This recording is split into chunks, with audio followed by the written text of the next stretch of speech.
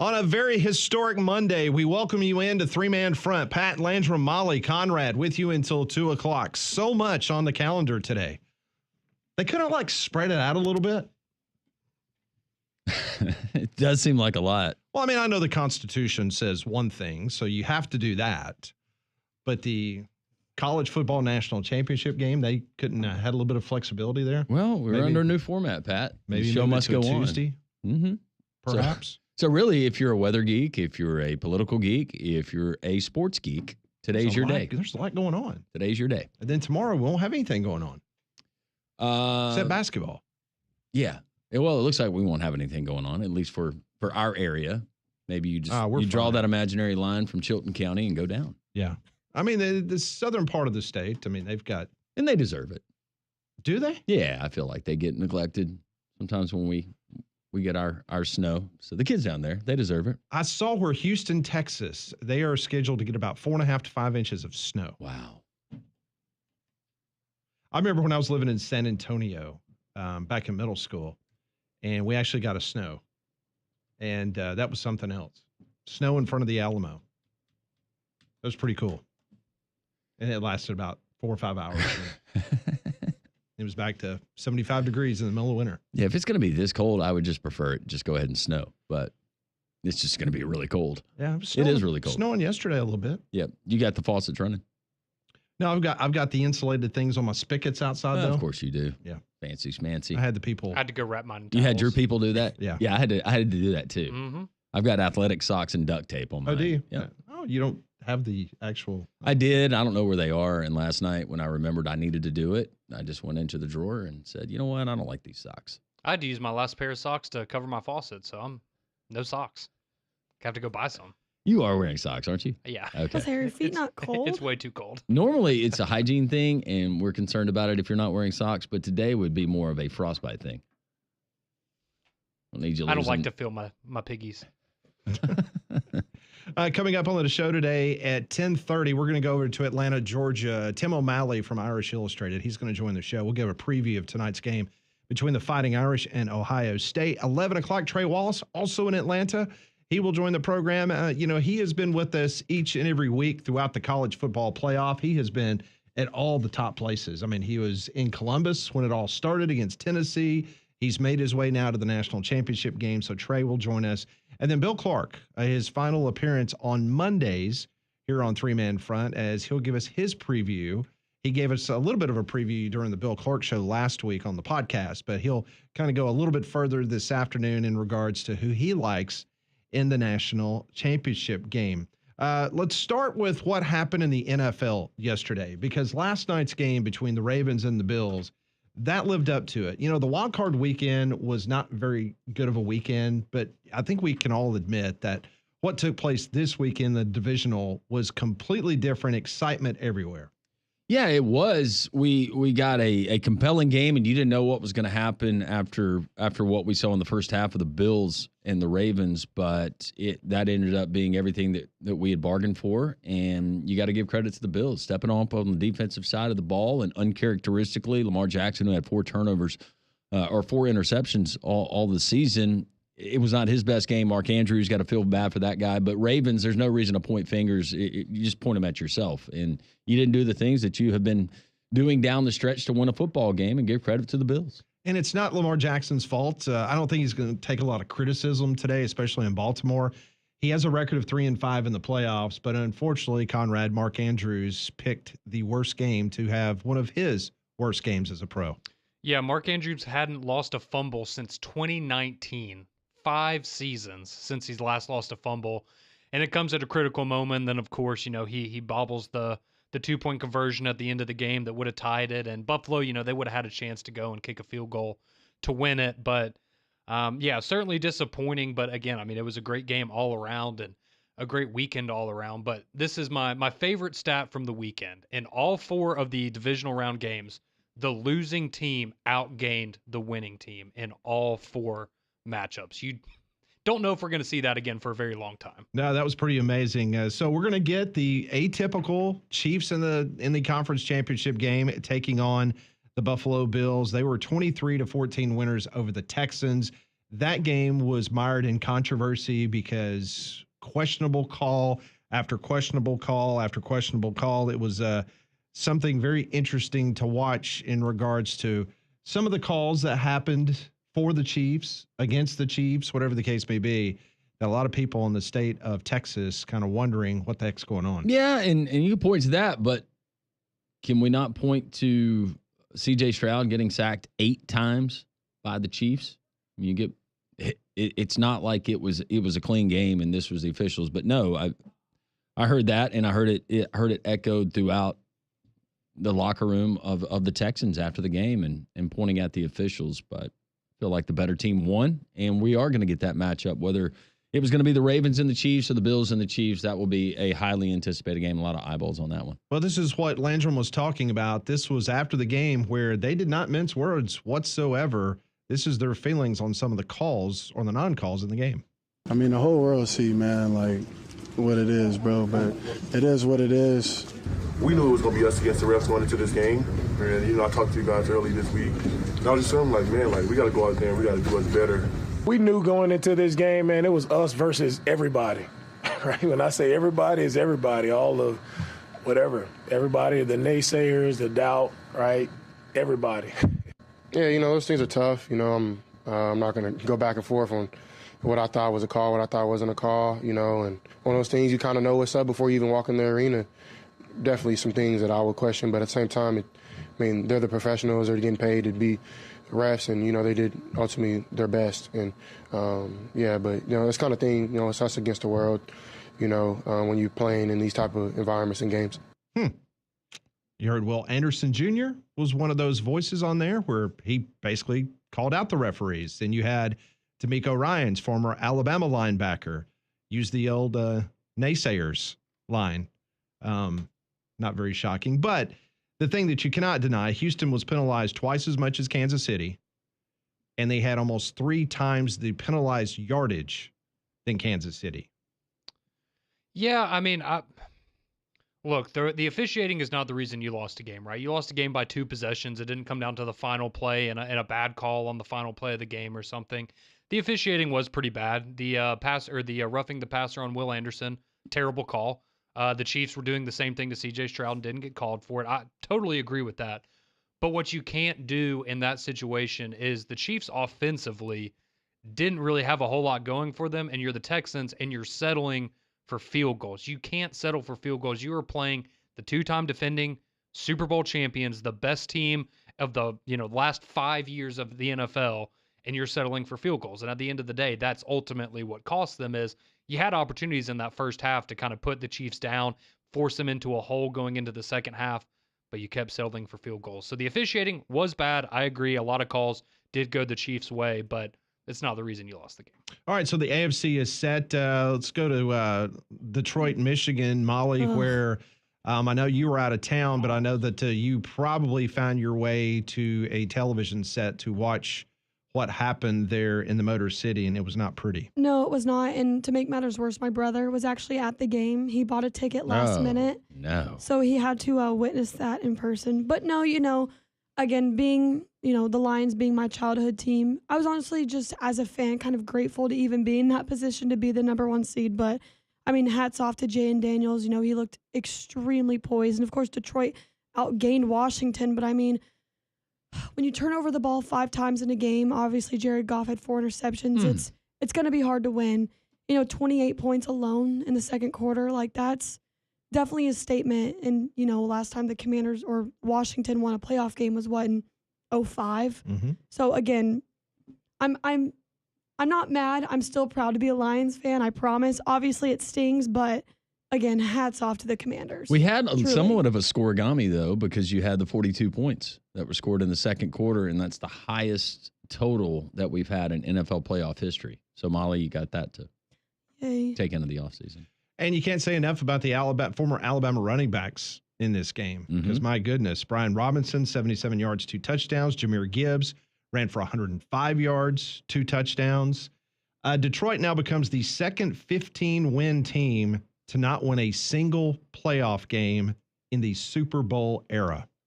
The only other team that has won that many games and not win a playoff game was the 2011 Packers. with Aaron Rodgers. Whew. And the Lions are good, and I'm not saying that moving forward they're not still going to be a good team, but it just felt like this was your chance, right? You have both of your Agreed. coordinators who are probably going to take head coaching jobs. You're going to have to start paying your Aiden Hutchinsons, your Jahmyr Gibbs, your Jameson Williams, your Laportas.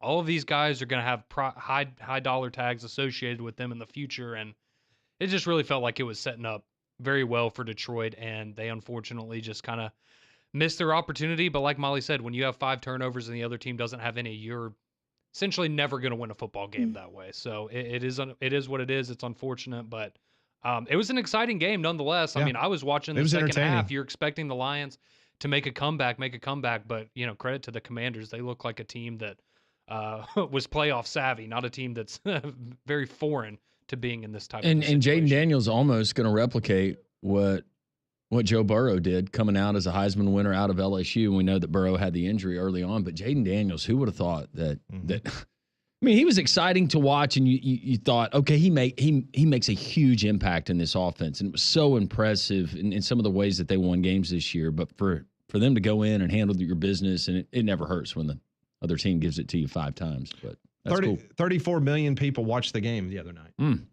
34 million. It was the 4th most watched Saturday NFL divisional game in Fox's television history. So it was huge numbers, and I'm sure the numbers yesterday will also be big because the Eagles held on 28-22 over the Rams. So it will be a battle of the NFC East for the NFC to see who goes to the Super Bowl. Both these teams split during the regular season. You can't say enough about what Barkley did yesterday. Oh, my goodness. At one point, I think he reached 21 miles an hour on that 62-yard run. In the snow. In the snow. That was something else. Uphill. Yeah. And barefoot. Both ways, yeah. So Jalen Hurts had a long run for a touchdown. Hurts and Barkley, the first teammates to rush for 40-plus yards for a touchdown in a postseason game since 1963. So it had been a minute since 2 teammates had done that. So Eagles will host Washington 2 p.m.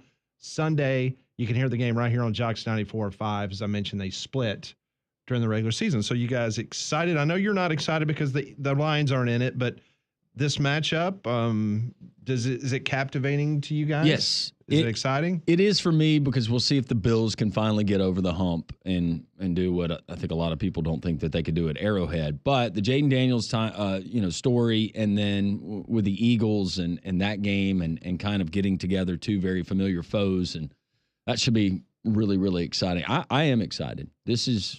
Now, I would have been excited if the Lions had been there too. I think it was a no lose situation, whatever the outcome of that game was that we saw.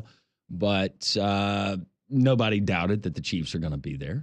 But I think the Bills being there, that's a lot of fun. I think that's what we wanted to see, right? Bills and Chiefs, and give the Bills a chance to finally kind of get that monkey off their back and make it to the Super Bowl and beat Mahomes in the postseason. But yeah, I'm excited for the NFC game. I mean, right now, I like the Commanders in that game personally. Jalen Hurts, I know he had the long touchdown run. He looked awful yesterday for a lot of the game. And especially when he tweaked his knee towards the back end of the game. Yeah, he was definitely hurt. And you could tell that they were, shooting him up with something to keep him out there on the field. So, hopefully he's able to be healthy for, next Sunday. But that should be a great game. I think there's going to be a lot of people cheering for the Commanders in that one. But maybe it won't be quite as snowy. That was crazy during that game. That was more snow in Philadelphia than Buffalo.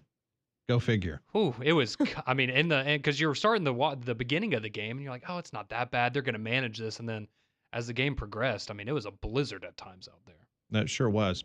So also, it was a very busy weekend in college basketball. We will get into that when we come back on 3-Man Front, as both Alabama and Auburn, big wins over the weekend, and we'll kind of break down the SEC in regards to what it looks like as we've got another busy week. You kind of take a deep breath, and all of a sudden we're back into the rat race tomorrow night in the SEC basketball season.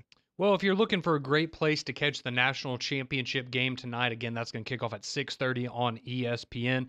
No better place to go than Twin Peaks in Hoover. They're going to have plenty of screens for you to catch all the action there, regardless of where you're sitting. You're not going to be concerned about making sure you have a good view of a TV for the national championship game. You're going to be able to enjoy those 29-degree man-sized drafts as well, and check out some of their new wing sauces they have on offer, maybe the quesadilla tacos.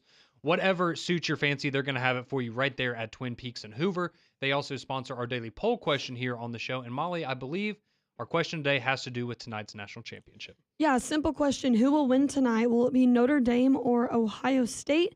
And right now, winning our poll with 68.4% is the Ohio State Buckeyes. 31.6% voting for the Fighting Irish. And the line is still 8.5 for Ohio State.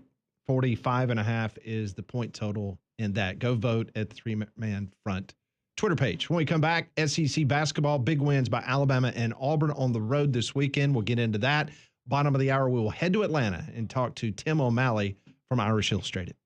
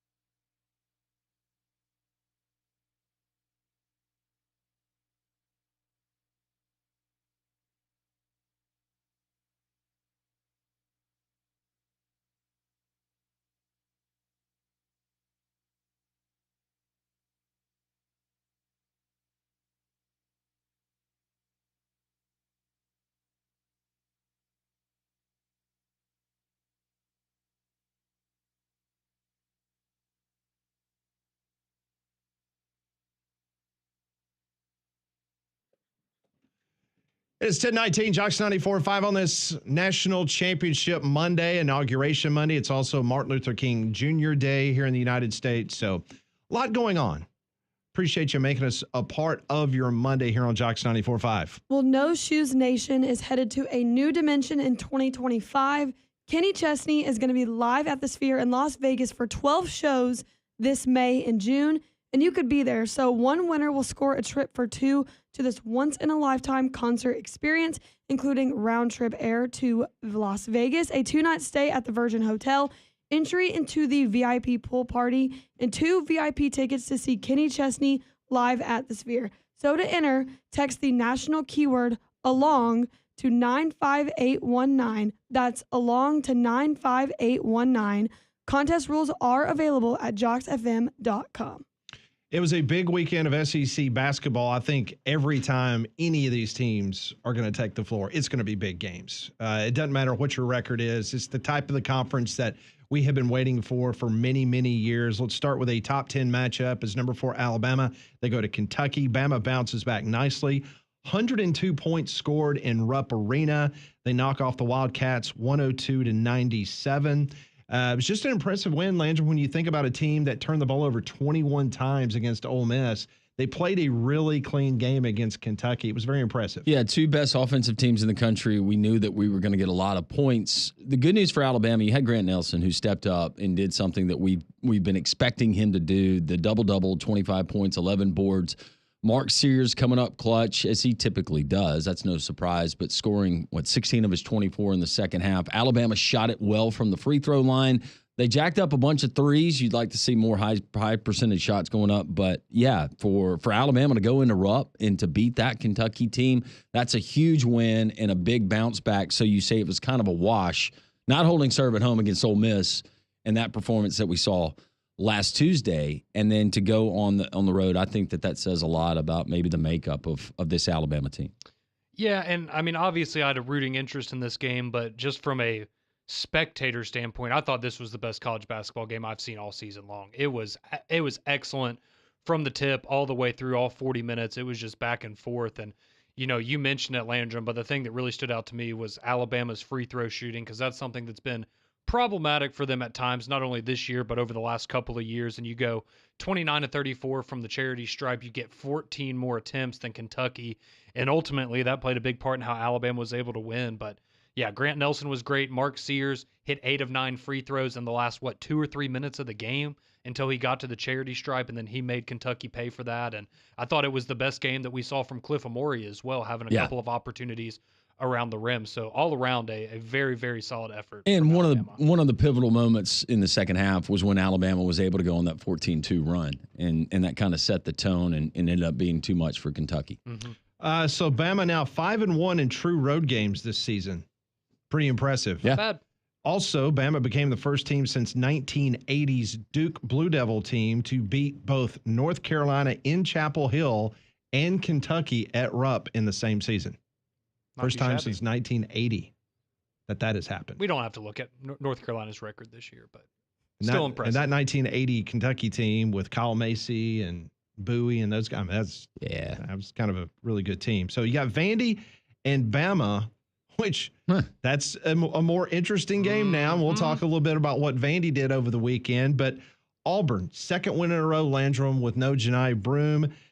Again, on the road, SEC, just like it was at South Carolina, it's a tough matchup, but Auburn gets out of there with a 2-point win. Yeah, what you expect, because the most physical team in the league is considered to be Georgia. We know that they were unbeaten at home at Stegman.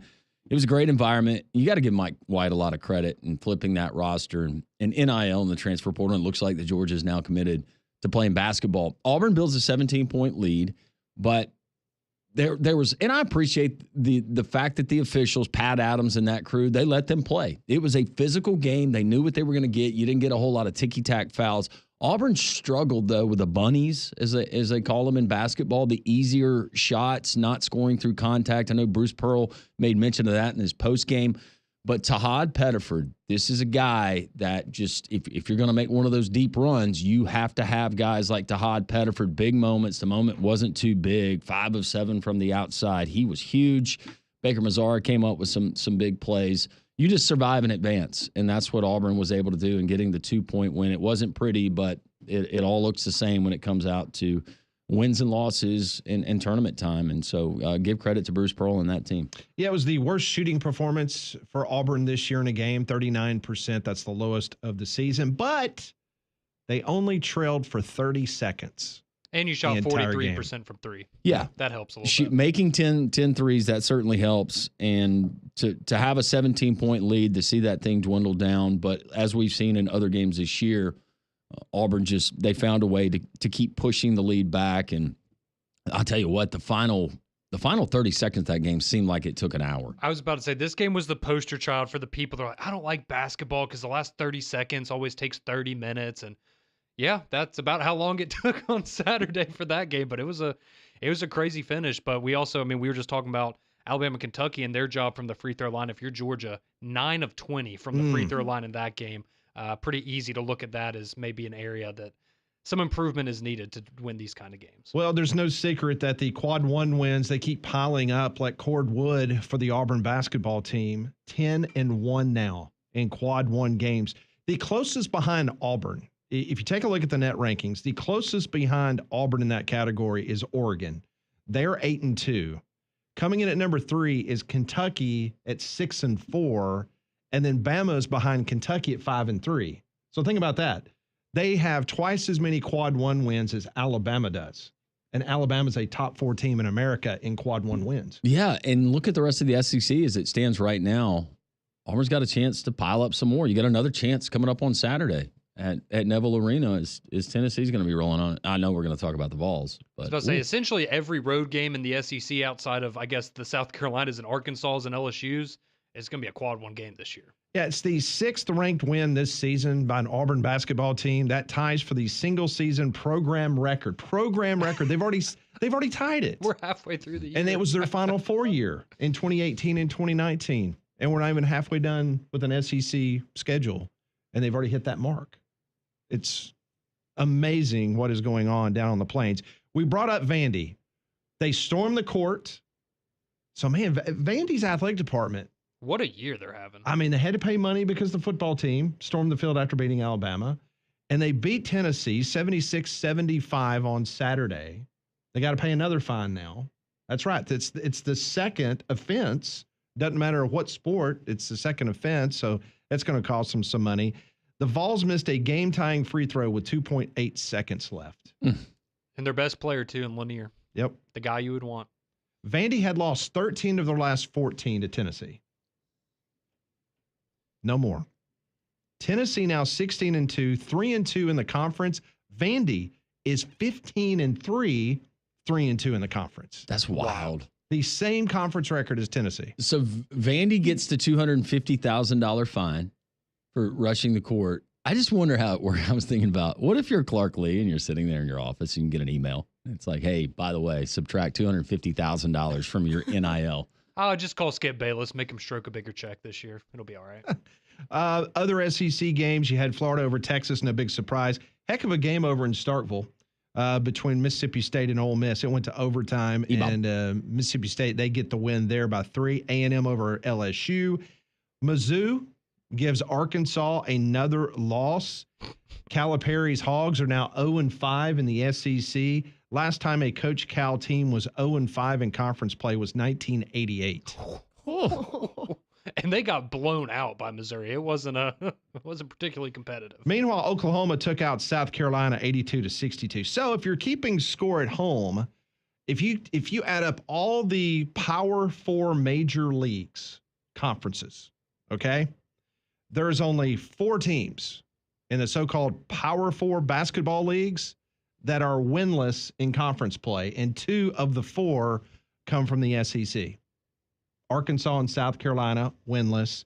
Miami, winless in the ACC. They won't win a game. No, they're bad. No, they're bad. That is done. Again, there's a reason why Jim Larranaga decided during the season, you know what? I don't want to do this anymore. They are done. In Colorado, out of the Big 12.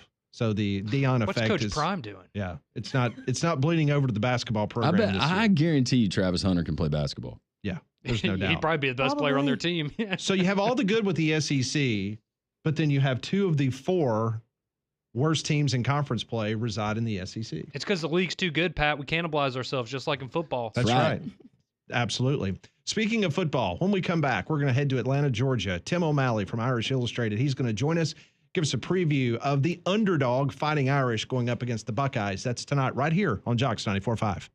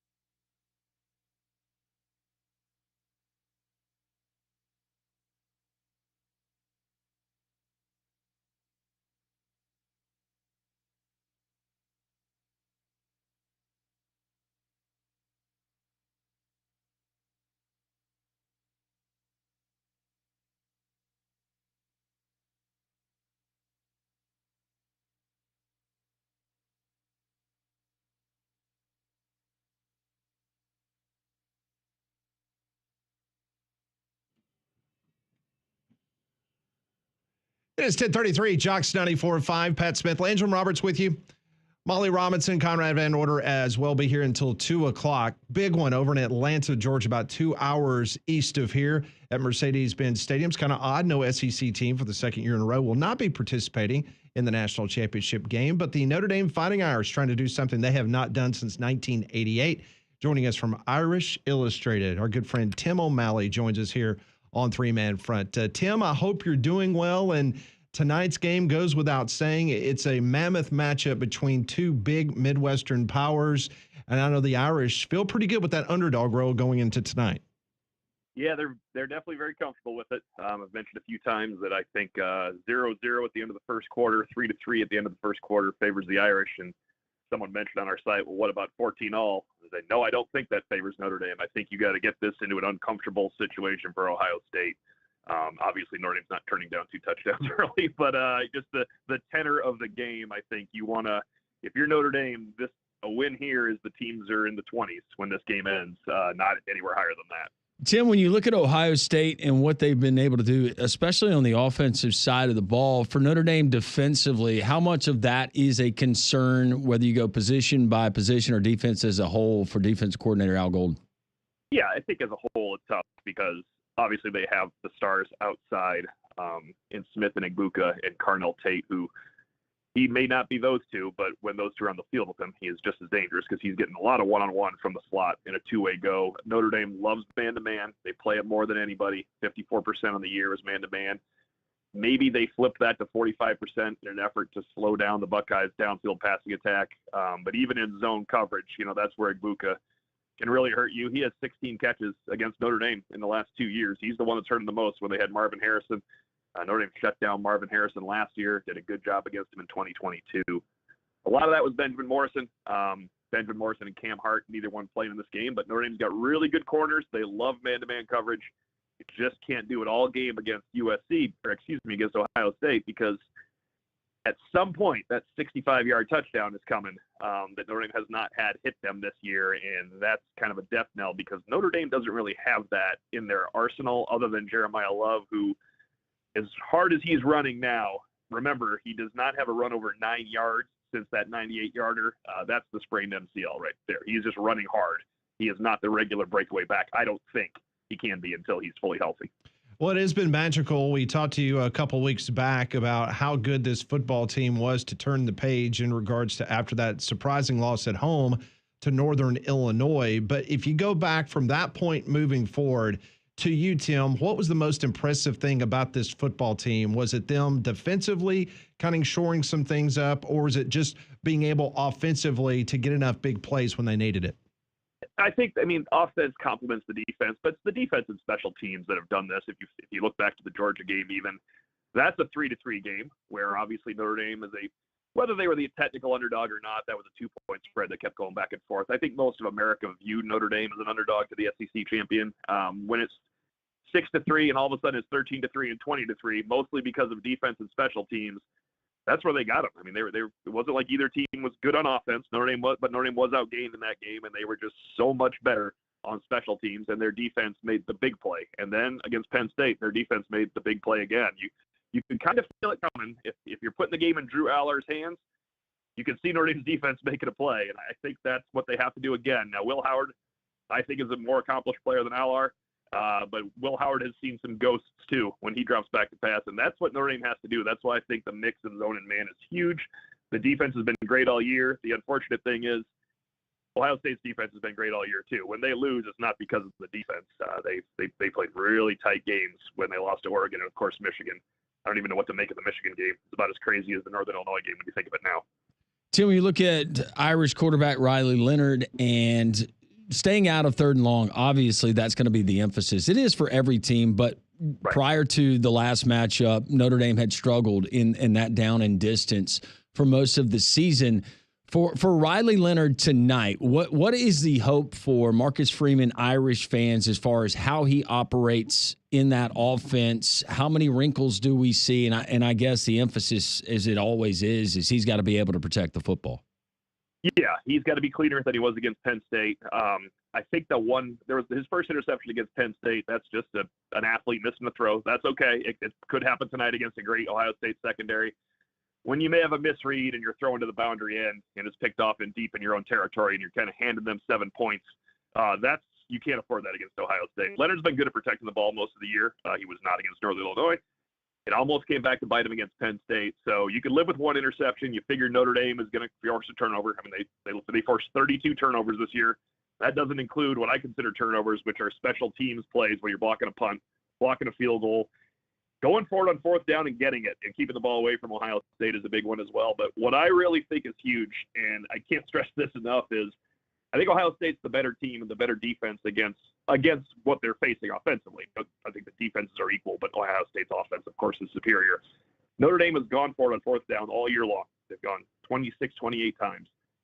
At some point, I think when it's 4th and 1, you have to decide, do we want one more yard here to maintain possession, or do we maybe want to take a shot at 6 points? Because when you get one more yard against Ohio State, you still got to go 45 yards, right? If you take that shot, maybe that's what kind of turns the game around. That's how Notre Dame, on an obvious run, can score a touchdown with a pass.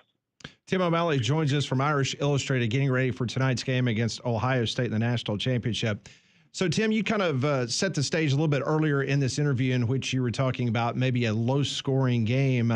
How do you see this playing out? Maybe not a prediction, but just the fact that both of these teams very defense-oriented. Are we looking at the under here? Is that a good play?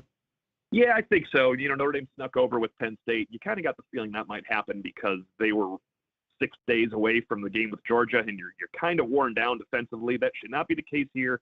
Both teams had an extra day to prepare from normal game situation. Notre Dame had 2. I think they're equally, Texas and Penn State were equally tough physical battles for these two teams. It's always hard to pick Ohio State in an under, but it's the best defense or the second best defense of the nation by metrics today. And it is 2 teams that played to the under in the last 2 games. Remember, it was 17-14 in South Bend, 21-10 in Columbus. I'm in the thought where if Ohio State wins, you're probably in that 28-20 range, and if Notre Dame wins, it's probably in that 21-20 range. Getting any more than that, I think a foot race with Ohio State's trouble. Jeremiah Smith and Leonard Moore is worth the price of admission as 2 freshmen out there. Obviously, Smith is a future pro. Egbuka is a current pro playing college football. So I think those are the matchups to watch. But if I have to favor someone, it's because, as I said earlier, because Ohio State has that, all right, you're in a 10-10 game, 13-10 game, and all of a sudden it's 65 yards down the seam for Jeremiah Smith. It's hard for Notre Dame to do that. They did it against Penn State to basically tie that game up with Jaden Greathouse. That was the longest touchdown pass of the season for Notre Dame. Previously, it had been 38 yards against Miami of Ohio. You can see how that's a little bit different. I think Notre Dame somehow needs to match Ohio State in the not in the chunks. They won't have that, but in the chunks that really matter in this game. Tim, I know that there have been historic coaches in Notre Dame's football history, and the list goes on, but a win tonight, a national championship for Marcus Freeman. Do we have the sculptor? Do we have the chisel on standby as far as cementing him, placing him on top of the Mount Rushmore of all-time Notre Dame coaches?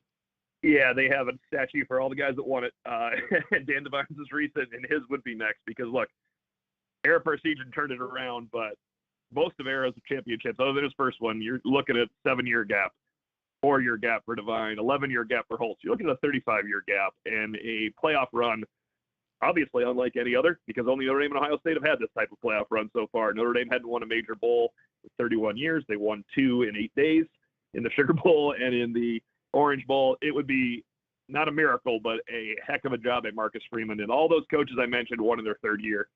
This is his 3rd year.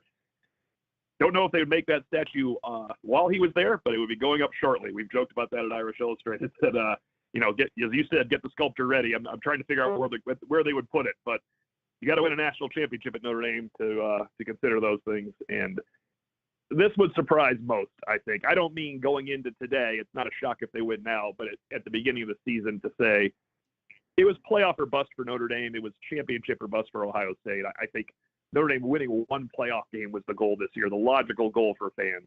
Now it's never gravy when you're there, but it kind of feels like gravy a little bit from the fan base.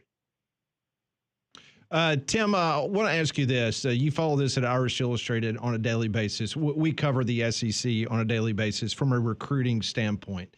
And it goes without saying that Ohio State is always one of those teams in the top three, nationally speaking, from a recruiting standpoint. And correct me if I'm wrong, but I saw a stat the other day that one service, I'm not sure if it was 247 or On3, but did I see this right, that coming out and signing with Notre Dame, that Notre Dame had 0 5-stars currently on the roster? Is that correct? Yeah, they have one really freshman linebacker, 27, Kingston Viliamuasa. He missed the last month with an injury.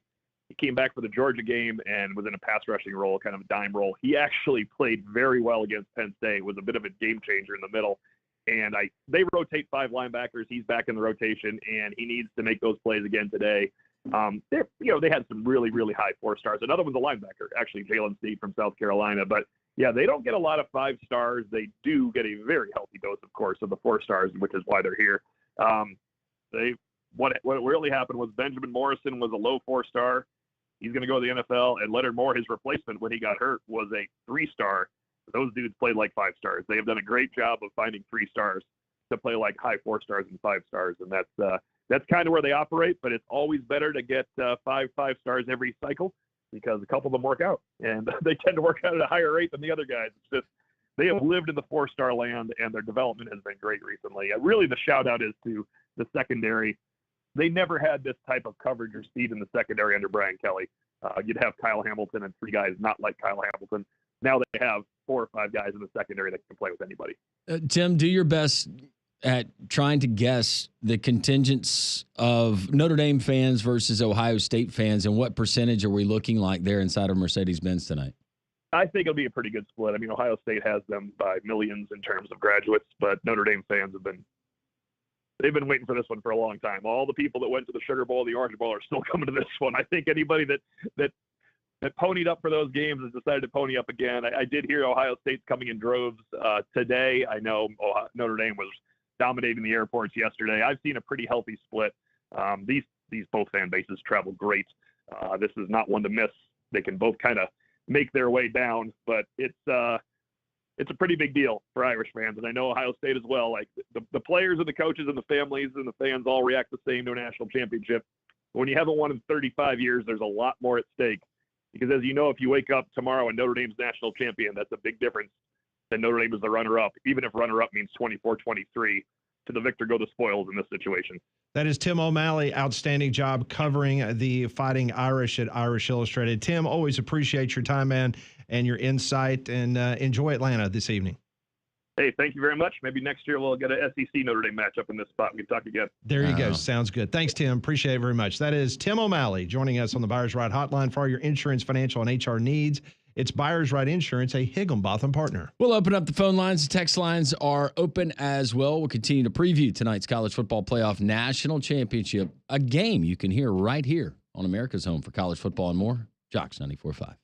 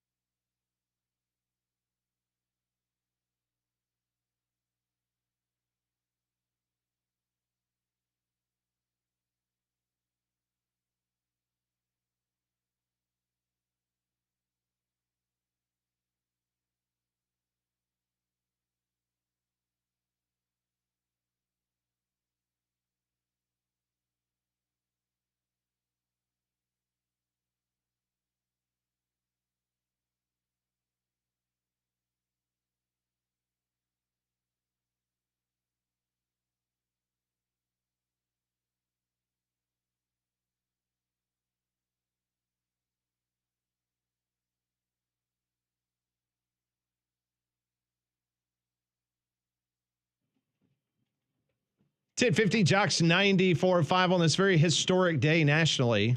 Martin Luther King Jr. Day, the inauguration of President Trump, the College Football National Championship game over in Atlanta. And frigid temperatures. And a winter storm on top of that. Do you have a heater over there, Molly? She does. Maybe. Oh, okay. Yeah. Do you have another one? You can use it for a little bit when I'm done. I'm wearing base layers. I knew it was going to be cold in here, but it seems like it's really cold. Well, not only is it cold, but we're also in the middle of flu season, so make your home healthier with Trane's Clean Effects Home Air Cleaner. It removes up to 99.9% of airborne particles, including those that cause virus, is 100 times more effective than standard air filters and 8 times more effective than HEPA room filters. So go find a dealer near you at Trane.com. All right, so Notre Dame tonight, they're trying to do something that has not been done since 1989, and that is an independent, a team not involved in a conference, to win the national championship. That was the University of Miami. The U did that back in 1989. In the AP poll era since 1936, there have been 4 instances of a team that was a member of a conference to win the national title, but not the conference championship.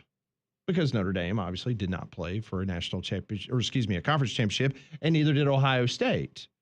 2021 Georgia won the Natty by not winning the SEC.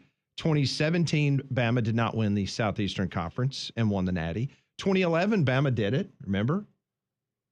Oh, do I remember? Oh, yeah. Then they came back and beat LSU there in New Orleans. That was the game, apparently, that kind of changed all of college football. They decided to get rid of the BCS after that. And then, of course, the 1936 Minnesota Golden Gophers. Gophers! They did not win the Big Skyuma. Ten. Yeah. They did not win the Big Ten, but they ended up winning the national championship. So tonight will become the 5th instance in the history of college football of a team not winning its conference championship, winning the national championship. Well, in Notre Dame, we heard from their athletic director and said that, no, we're perfectly good. We're fine with not playing a conference championship, and we understand that those are the rules that have been set forth, and we're not going to get that first round bye. And then added that he would not have traded that matchup with Indiana and South Bend. So Notre Dame's not budging. No, and why would Why they? would This you? has worked out perfectly And for them. tonight, Conrad, this will only solidify their stance if they win a national championship. Absolutely, and you got a cool $20 million in the bank. Like, oh man, they've had a great month. And here's another reason to root for Notre Dame tonight, because the Big Ten has not won consecutive national championships since 1940 through 1942. Yeah, we don't want that to happen. So if the Irish win tonight, they can keep that streak alive. You think Michigan fans are having watch parties tonight, pulling for Notre Dame? I think so. I think that's a safe bet. Well, it should be a good one tonight. 8.5. I'm a little surprised that it hadn't moved a little bit. Yeah. A little bit closer to a touchdown, but it's holding firm. Yeah, I hope we don't get a runaway. I mean, there's nothing that really indicates that we would, but if you get Notre Dame coming out, they're unimaginative, they can't move the football, and they're turning the ball over, then I think this thing he does have the potential of getting ugly. All right, quickly around the room. All right, so the Cotton Bowl did 20.6 million people, okay? Okay. Between Ohio State and Texas. Notre Dame, Penn State did 17.8 million. Does the national championship game go over the 20.6 in the Cotton Bowl, 17.8 Notre Dame, Penn State? Yes, I think today, because of the observance of Martin Luther King Jr. being being a holiday, I think you'll have extra eyeballs not having to work today. I mean, I realize there's some people working, but yeah, I think we hit 23 million. Okay, so it eclipses both the semifinal games. Molly? I think it'll go over as well. Yeah, I was going to say 22, 23 million. That seems about right. So I was looking back to last year's national championship game, and it drew 25 million between Michigan and Washington, Which was less than the Rose Bowl between Michigan and Alabama in which the was right at semifinal. 28 million Correct. that watched that one. It might be a staggering number. I think at least 23 million, but I wouldn't be surprised if you're right up there with what we got for last year's. I given ran the into two a lot of teams. people over the weekend that's just not interested in the game at all. Well, yeah, I can understand that sentiment around here. I mean, a bunch of my buddies that I was watching basketball with on Saturday, they're like, I may not even watch the game on Monday. Like, really? I find that hard to believe. I'm like, you're going to have it on the background at least. But hey, I mean, some people truly just aren't interested, I guess. As of this moment, 67% of our audience is predicting Ohio State to win. I wonder what percent of our audience wants Ohio State to win. Oh, A that's a whole different. very small amount, I would We imagine. got an Ohio State fan or two. Yeah, they got a big fan base. Go from Ryan Day going to be fired after they lose to Tennessee. He's going to be going and looking at Bus next week, see what statue fits him the best. Man, Are they going to color the beard on the statue too, like he does? I with hope his so. beard? Oh, no, there's no way. That's natural, right? Oh, it is? Oh, my bad. It looks so real. And you think about the SEC because, I mean, I've been reading it, hearing it nonstop. Georgia hasn't won a college football playoff game since winning back-to-back national titles in 21 and 22. Meanwhile, Bama now, 2021? 2021 against Cincinnati, Mm-hmm. and LSU hasn't won a CFP game since 2019. What are we doing? I wonder what Greg Sankey's doing tonight. Sure, he'll be watching the game, having a great time. Maybe he'll be re-watching the great basketball games. That's what I was about to say. I guarantee he might be looking at net rankings and Ken Palm ratings. You don't think he'll be there in Atlanta? Yeah, I think he was probably there. Well, they're doing their meetings. Yeah, and they had the stuff, yeah. CFP meetings and stuff like that. If he is there and he's sitting in the suite, does he carry a book with him? Possibly. Trey Wallace is in Atlanta. We'll see if he has rubbed elbows with Commissioner Sankey or any other of the important people that is in attendance there. The national championship game tonight, you can hear it right here on Jocks 94.5 as Ohio State, 8.5-point favorite over the Notre Dame Fighting Irish tonight on Jocks. Bill Clark will join us later on in the program, get his thoughts on the national championship game. So much to get into on this Monday. This is Jocks 94.5.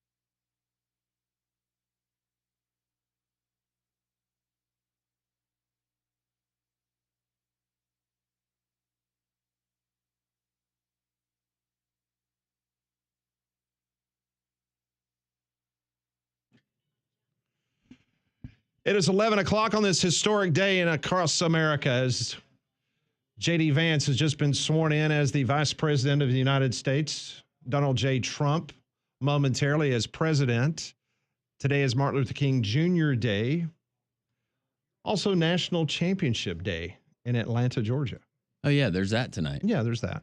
Ohio State, 8.5 point favorite. Yep, as of this moment. A game you can hear right here on Jock 94.5. You can get into downtown Homewood today at Mandu. Mandu Electrical Muscle Stimulation Fitness. Paul and their crew, they do a wonderful job. It's been almost 2 years since I joined Mandu, and you're going to get results. But the revolutionary approach that they take, and it's boutique fitness, but they put you in a suit. They hook you up to a machine that sends electric pulses to various parts of your body, and then they put you through a 15-minute workout.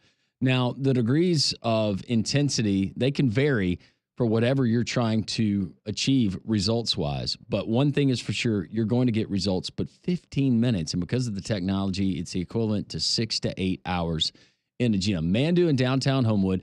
Your first visit is free, and you're going to go through the workout to see if you like it. I can almost guarantee you will. I can guarantee if you choose to join Mandu, you're going to get results. MANDUU.com. Tell Paul and the gang that Landrum from Jock 94.5 sent you. Joining us down the Buyers Riot Hotline, Trey Wallace, National College sports writer for Outkick and Fox.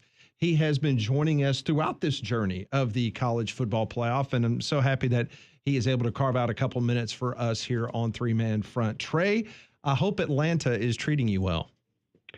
It's good. It's unfortunately, I think the Notre Dame and Ohio State fans brought all the darn cold weather with them. But I'll take it. It is, look, it's been pretty wild the last 24 hours, just from a fan perspective. Notre Dame fans have infiltrated Atlanta. There is so much green around here, and not trying to say the Ohio State fans aren't here, but wow, this has been a party. I walked down to the lobby at 7:00 this morning. I got my coffee. Man, there were Notre Dame fans already drinking Guinness. I mean, it was just one of those. Oh my gosh! So it's we've got 7.5 hours, 8 hours to go till kickoff. So hopefully they pace themselves. What has been the most impressive thing about this Notre Dame team as you've seen them go through the course of a season based on what you expected coming into the season?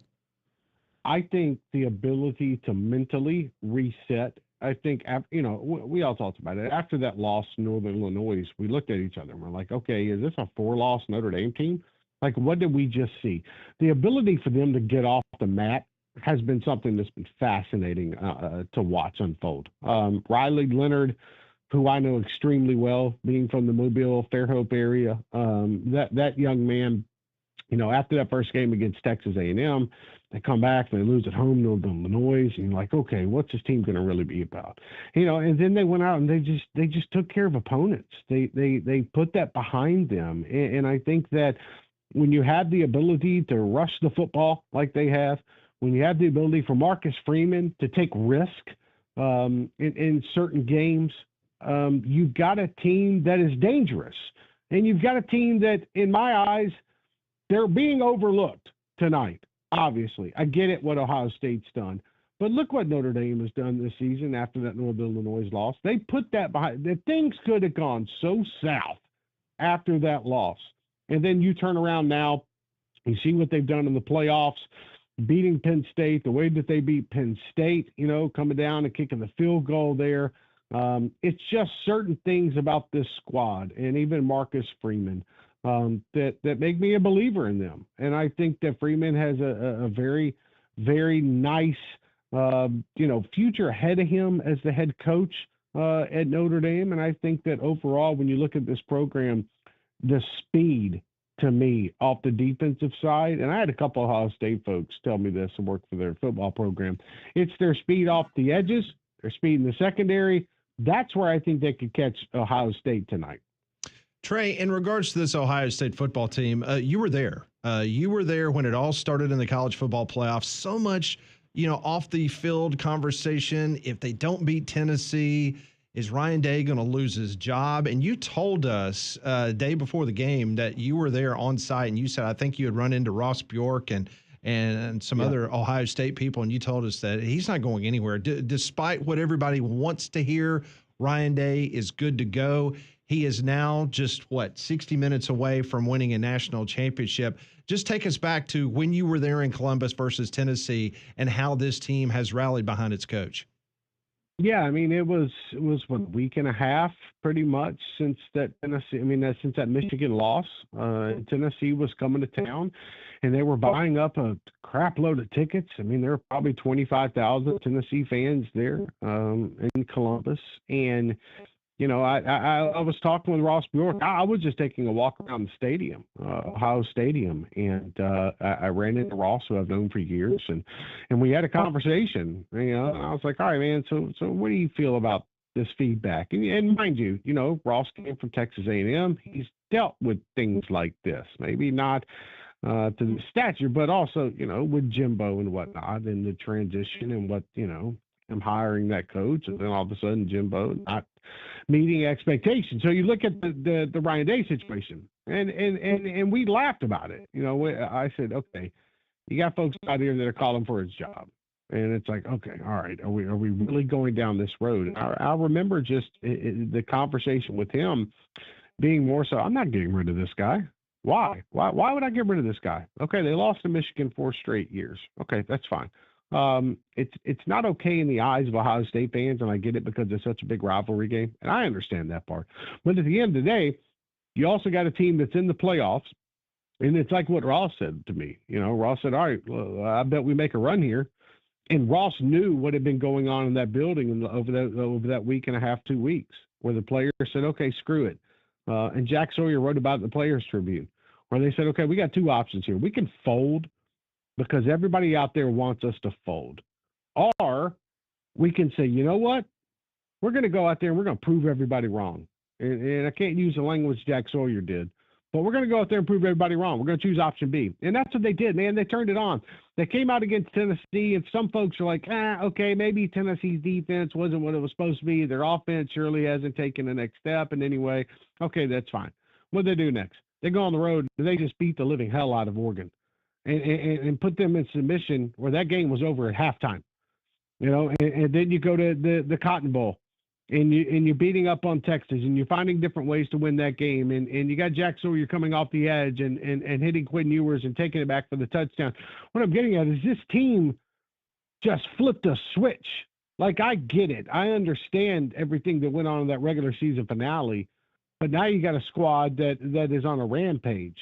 And I'm just wondering if that train is going to keep rolling down the tracks tonight. That's what worries me a little bit, is if Will Howard comes out and throws a couple interceptions, or, a couple turnovers go against Ohio State. How do they respond? But as we've seen right now, guys, they weren't getting rid of Ryan Day. They're not getting – the only way Ryan Day leaves Columbus, Ohio, in my opinion, is if he does it on his own and says, I'm out. Because you're not going to fire a coach for losing – a rivalry game. I'm sorry. I mean, how many years did Auburn go and beat Alabama, but you didn't see the main reason why that they were firing coaches or everything that they went through at Alabama was because of that one game. So what I'm getting, I even made a reference. Hell, Tennessee lost to Alabama, what was 15 straight years? Well, they weren't firing the head coach every 3 years because they lost to Alabama. No, they were firing the head coaches because they were inept. They didn't know what they were doing. So I think this situation in Ohio State, it's going to come to a head sooner or later, I think. And look, at the end of the day, look where they're at, guys. Ohio State's playing for a national championship, and this is about a month and 10 days after they lost to Michigan. Trey Wallace joining us as we preview tonight's national title game between Ohio State and Notre Dame. Trey out of Outkick and Fox, and joining us on the Buyers Right hotline. Trey, on the flip side, you talked about Will Howard, Riley Leonard, Notre Dame quarterback. You got a feeling the Buckeyes are obviously going to load up on the run. We know kind of the short passing game and take what the defense gives you has kind of been the approach. Does Riley Leonard, besides protecting the football, which is imperative tonight, Riley Leonard, does he have to be uncharacteristic through the air and come up with some bigger plays? I think that's going to be key for tonight. I think Notre Dame is, I think they're going to have success running the football at times. I do. I really do. I think that when you have, Price and Love in the backfield, there's an opportunity there for Notre Dame. And they're going to have to get away from the edges because Jack Sawyer is going to come after them. But I think Riley Leonard, Like what we've seen him do in the playoffs, guys, is do it with his legs. And then at times, he'll complete the 20-yard down the field, something along those lines. And you're like, okay, we've seen Riley make these passes before. The biggest thing is they got to stay away from Caleb Downs. Okay, that's fine. So you stay on the left side, right side. You try to figure that part out, and you try to hit Ohio State where it hurts down the middle, if that's the case. I just feel like this is the opportunity for Riley Leonard. I know that they're going to be expecting it. Ohio State's going to be like, okay, look what they've been doing on offense, Notre Dame, which is running the quarterback, and then rushing the football, with the running backs. But now you get an opportunity. Okay, let's try to hit a couple blows to Ohio State by hitting them downfield. I think tonight for Notre Dame to win, you're going to have Riley Leonard over 225 yards passing. And I think at the same time, he can get outside the pocket. He can make plays with his legs. We've seen that before. He doesn't need to be taking too many hits tonight. But I do think this is an opportunity for him to kind of step up, pass the football a little bit more. I think you're going to probably see that. I think Texas had success with that last week against Ohio State at times. And at the end of the day, this is the Riley Leonard moment. This is why you came here. Let's see what he can do when it comes to the Ohio State secondary, which is good, by the way, but they do have holes. All right, so you mentioned it earlier. You felt like Notre Dame is being disrespected a bit in regards to tonight's contest. How do you think this thing plays out? Do you think it's a close game, kind of like the Ohio State-Texas game, and a couple bounces here or there, and Notre Dame is in the conversation in the final quarter to potentially win their first title since 1988? I think it does play out like the Cotton Bowl. I think the better part of that, I know what the Texas defense has, guys, but Notre Dame is so fast off the edges. I think that could play a tremendous factor in tonight's game. I picked Notre Dame to win the national championship. I think this Ohio State thing, I get it, and I respect it, and I respect the players. But at some point, there were opportunities last week for Texas to take advantage of certain situations with Ohio State, and they didn't. At some point, somebody's going to catch them, and I think that's going to be tonight with Notre Dame. I think they're going to be able to rush the football. I think Notre Dame defense, you stop TreVeyon Henderson in the backfield. You try to hold Quinshon Judkins to what you get, and you force Will Howard into a couple mistakes. That's how I think Notre Dame wins tonight, is they force 2 turnovers by Ohio State, and they shock the world. I think Riley Leonard hits a couple passes down the field. It kind of opens things up. Notre Dame, it feels, I talked to a couple people in their administration over the last few days, and it's not like they're taking it in a way of, oh my gosh, everybody's picking against us. But these players, they're taking it personal. Everybody's already writing their Ohio State wins the national championship story based on the last 3 games and what they have done. I get what they did in the regular season, and that's fine, but there were close ones in there as well. I think Notre Dame comes in this game pissed off. I think they're agitated.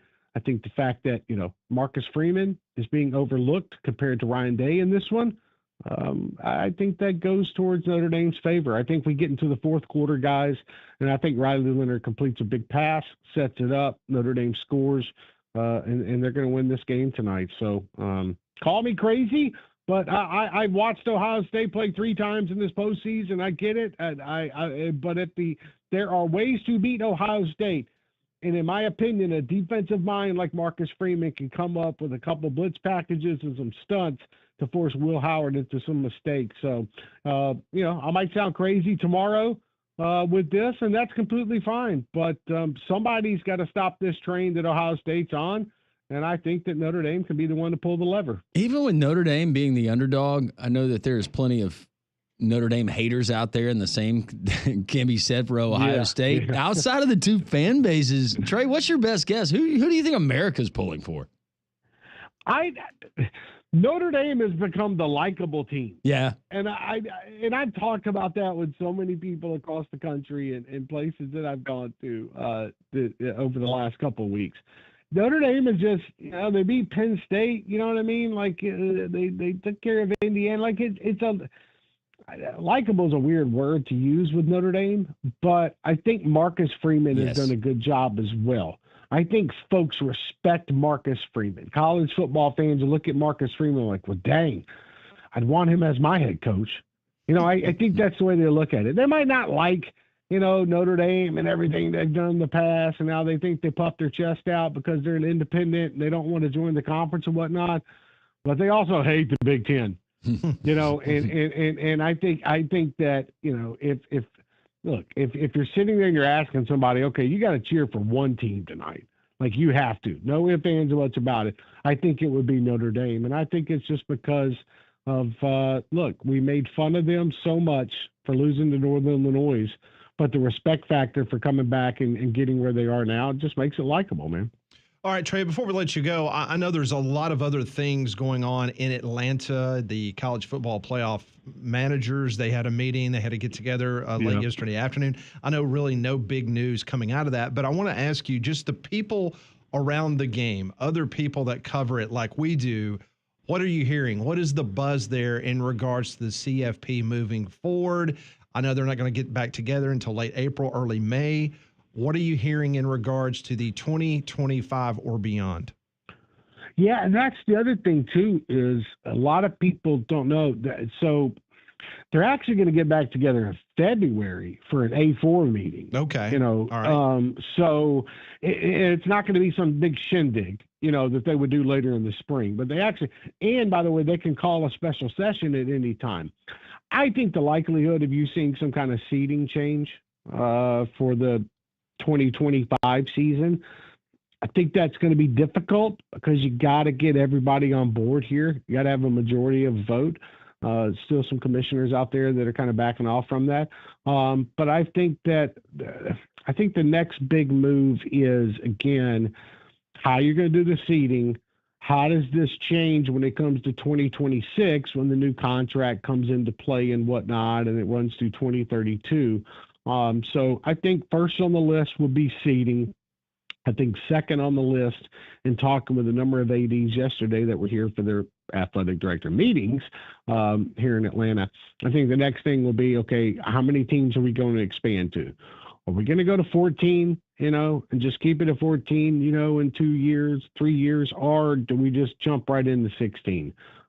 Most of these ADs that I've spoken with want to just keep it at 14. The only reason you jump up to 16 is because of television money. And I don't think ESPN is going to come back to the table and offer you so much more money for 16 teams than they would 14. I just think so. You got to find a middle ground there. So I think that's what you expect. I think it's going to be an interesting look, guys.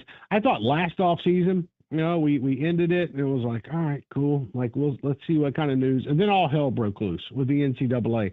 I think you're going to see the same thing. This house settlement thing, it is not done yet, guys. We got a Title IX thing thrown in there right now. There is going to be recourse when it comes to this settlement, whenever it is approved. I think you're going to see a lot of lawsuits from players that are going to step up and say, why am I sharing? And I don't mean this in any disrespect, but why is the starting linebacker or the starting running back sharing the same amount of money that they would with the third player on the roster of the women's basketball team? And again, that's no disrespect. That's just reality. So I think that we're going to see a lot when it comes to the revenue sharing. I think it's going to see a lot when it comes to the Title IX stuff, which I think that probably goes away in the next 2 to 3 months. They reword it, do it a little bit differently. And then the other thing to keep an eye on is this whole Xavier Lucas thing when it comes to transferring. The former Wisconsin player who just left Wisconsin, went to Miami, and now Wisconsin saying, well, hey, wait a minute, we got a contract with your name on it, a 2-year deal, And a lot of opinion, I talked to a couple ADs about this.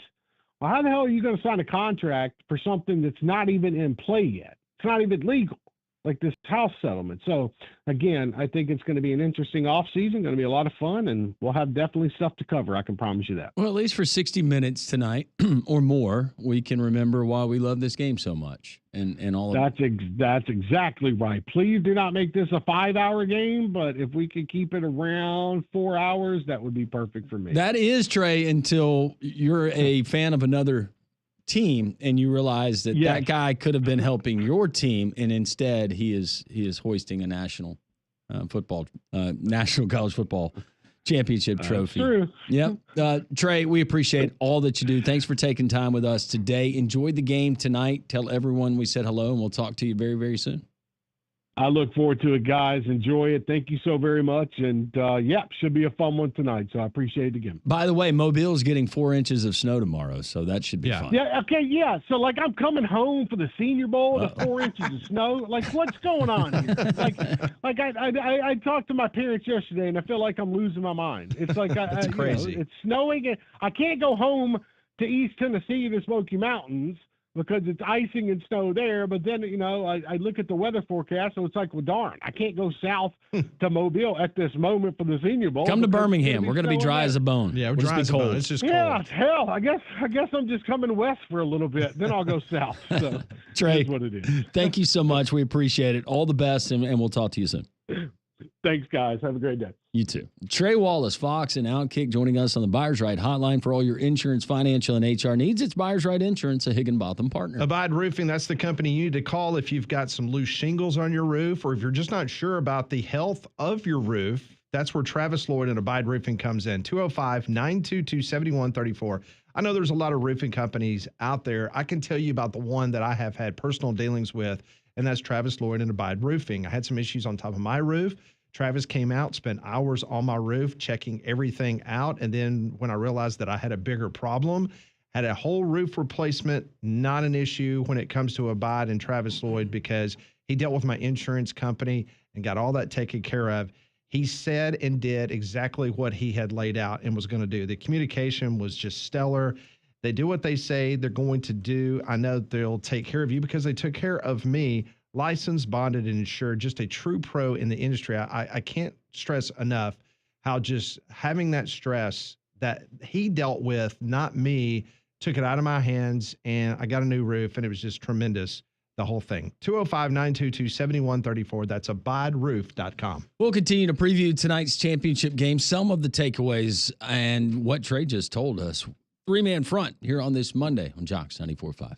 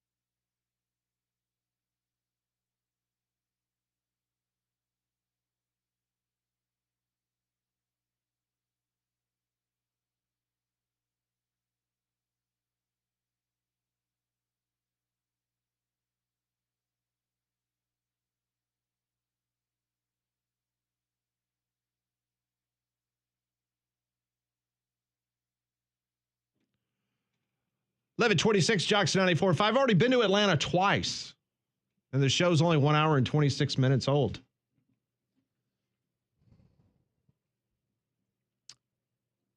Well, we can maybe hit Barrett up again. Barrett's too busy in the reclining, relaxing chair. That just picture chilling was out. incredible. Still in the massage chair. Yeah. Is Bill in Atlanta?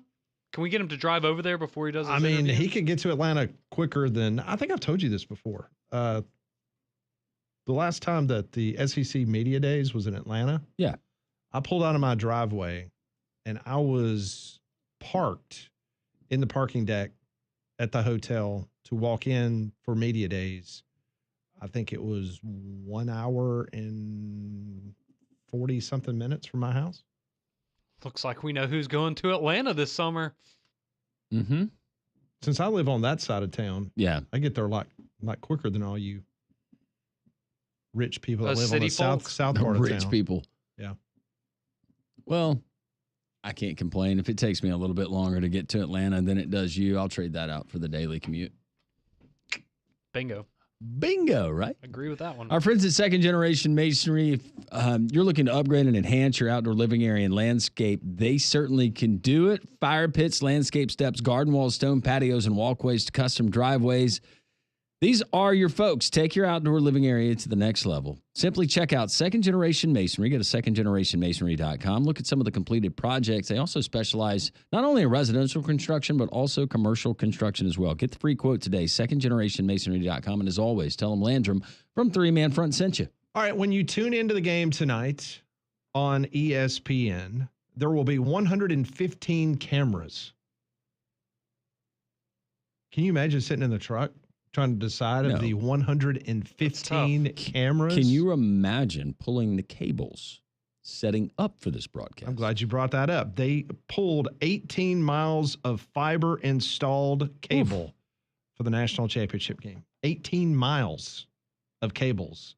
They're going to have 222 replay channels. Man. So 222 available replays. 23 mobile units for production and offices that ESPN is utilizing around Mercedes-Benz Stadium. Over 850 members of ESPN Disney have been credentialed for the national championship game. I mean, they own it. So Oh, yeah. 850. But 115 cameras. And we're they're- still going to end up getting a camera view at some point that we're all like, come on, can we switch off of this angle and go back to a different And one of their super slow-mo can slow it down 8 times the actual speed. So these the same cameras that will be used by replay officials? I don't know. Probably replays probably got, They still got the old camera? they probably got 2 angles. Yeah. All of these cameras in replay will have access to none of them. Yeah, they'll have at the very top of the Mercedes-Benz Stadium, looking down, and then an obstructed one in the corner of the end zone, something like that. They can't take access. Is this game going to be available in 4K tonight? It will be, right? I assume so. Yeah, I Because- think most of his now. Well, Is there's some games that they are and they aren't, but I always love when they go to break, and then you've got the 4K broadcast. At least for mine, I guess it's just the same way for everybody else, but they have that obscure camera like you're talking about that's just sitting there in the corner, and you can watch that section of fans and whatever they're doing Yeah. throughout the course of the downtime. I You see will- some pretty interesting stuff. I will never forget being in Glendale for Oregon and Auburn. And that night was the first ever national championship game that was broadcast in 3D.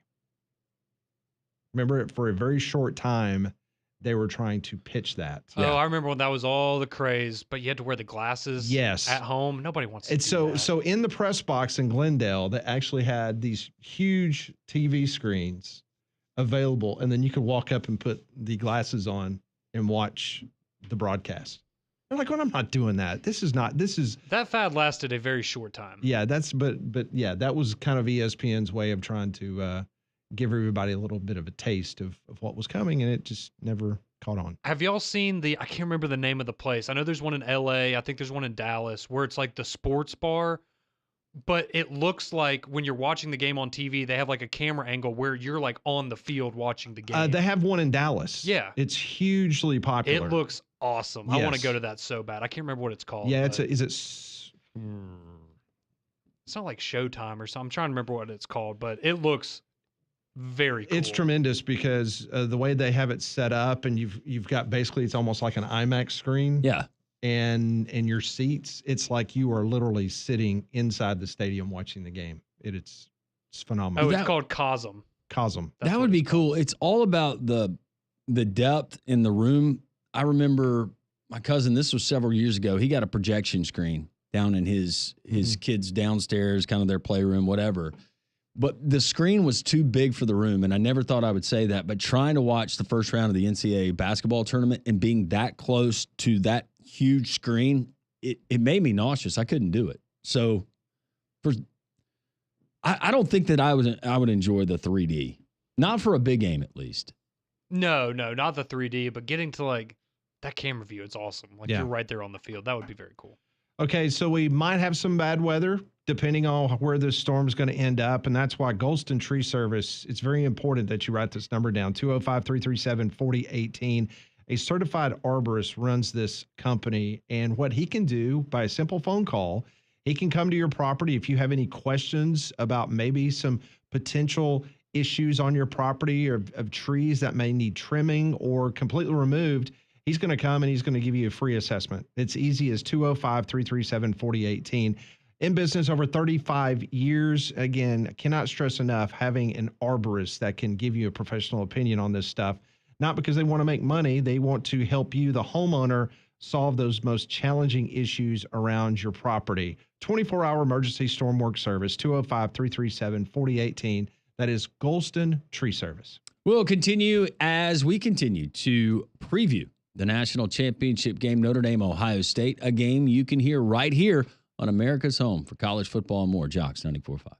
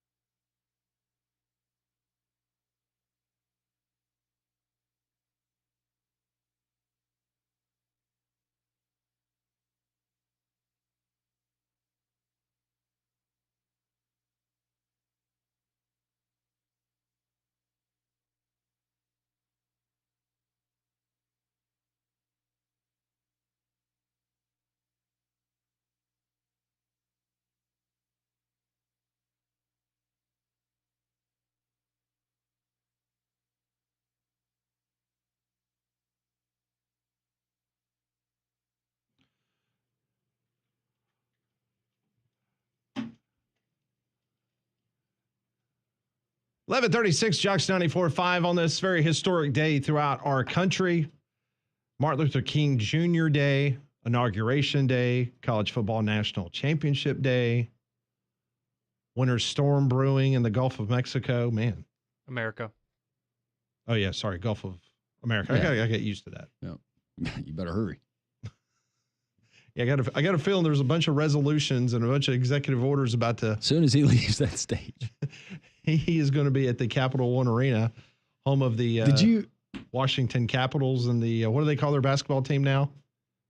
Is it the Wizards? Yeah, they're still the Wizards. Yeah, they're Formerly known as the Bullets. Yeah, see, I grew up. It was the It was the Bullets. Yeah. Yeah, it was just like the Redskins, the Bullets. How much you want to bet the Commanders will potentially end up being the Redskins again? Saw a couple of comments about if you had a Chiefs and Commanders Super Bowl. Kind of the connection there. Did you fire in on any of the inauguration props? I did not.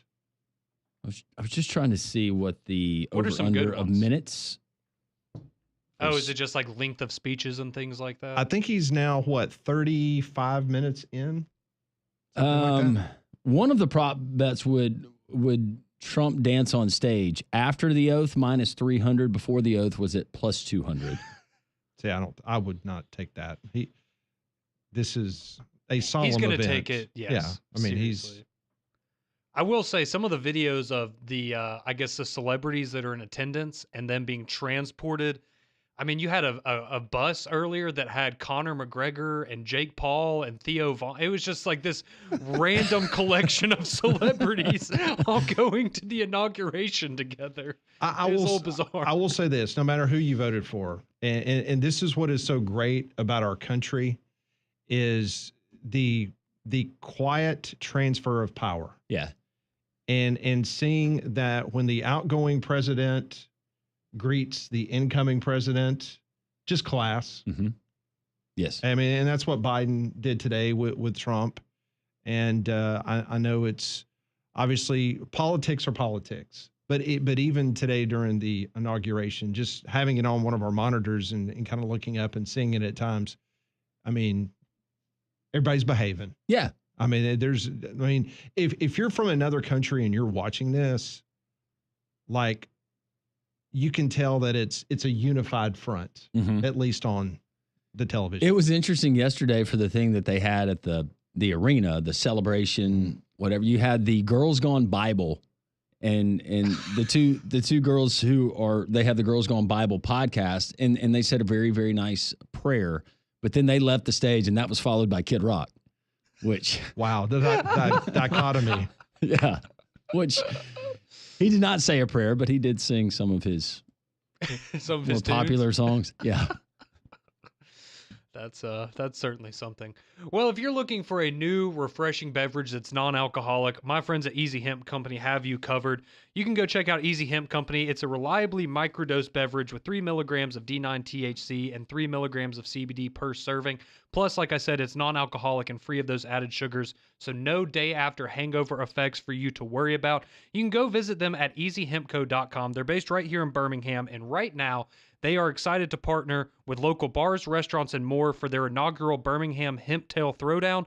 Voting has begun and will continue until midnight on January 26th, and the top 5 participants will compete at the final throwdown on January the 31st at the beautiful Woodlawn Theater. For more information, go visit them at easyhempco.com. So we talked about the big wins over the weekend by Alabama and Auburn basketball on the road. The second largest crowd in the history of the Pete Hanna Center there on the campus of Samford University. 4,723 people showed up for that basketball game. Unfortunately, East Tennessee State, they get the win over Samford 65-60. That also ended a 28-game home winning streak by the Bulldogs. But the Bulldogs are 5-1 in SoCon. They're 15-4 overall on the season. They are tied with North Carolina Greensboro. So it's a conference game. It's just one loss. It's not going to be. It's going to be a one big league. Whoever wins the SoCon, but they'll get back on track. Yeah. Tomorrow night, hopefully a big crowd will show up at Bartow Arena. It now appears that Birmingham may miss out of the inclement weather. It's still going to be very cold, but it's a great opportunity to go down to Bartow, hopefully pack out Bartow tomorrow night as the 4-1 in the American Athletic Conference Blazers take on UTSA that has struggled so far in the American. Boy, their women haven't. No, they haven't. UAB has won 6 of their last 7 games, so this would be a really good opportunity if you have not been able to watch Andy Kennedy's Blazers to get down to the South Side and enjoy a very good game in the American Athletic Conference. And really even including the North Texas game they opened up with and unfortunately lost by 3 at the Horn. In American Conference play, UAB has been playing much better basketball and been more efficient from outside and hasn't just been Yax Lindeborg. You've had a complement of a lot of guys contributing, and that's certainly something Andy Kennedy needs. They should hold serve tomorrow night, get the win tomorrow night, move to 5-1, and then you travel this next weekend to take on Memphis on Sunday, a Memphis Tiger team who has already lost in conference play. They went up to Temple, last week and got knocked off. Yeah, so that was a bit of a surprise because most people believed that was going to be a situation that they were going to just march right through the American Athletic Conference and not even take an L, but they got an L.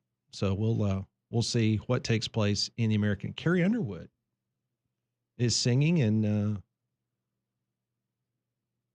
Kamala Harris and yes, former President Joe Biden was singing as well. I was confused. I thought we were still talking about UAB. I was like, Carrie Underwood's going to be at the UAB game? Donald Trump. That would be something. That would be something, wouldn't it? So here's a little trivia question for you. So Donald Trump just kissed Carrie Underwood. Well, she wasn't wearing a full brand. Was that on the prop? But he did not. But he did not kiss his wife. Well, technically speaking, technically he did not kiss his wife. So Melania, she's looking radiant as always, and my guess would be that she has so much fashion sense that she picked out the outfit she was going to wear, which included a nice navy blue full brim hat that complements her dress, before they decided to move this thing indoors. But it was funny, and we had a guest on, and we just, Pat and I at the same time had looked up at the screen, and Trump is trying to find his way to her cheek to give her a kiss on the cheek as they're brought on stage, and he didn't want to go full taco neck to try to do it, so he got as close as he could and did the little air. But man, this was a good old smacker there he gave Carrie Underwood. Sometimes the jokes just write themselves. Yes, they do. More 3-Man front on this historic Monday, Jocks 94.5.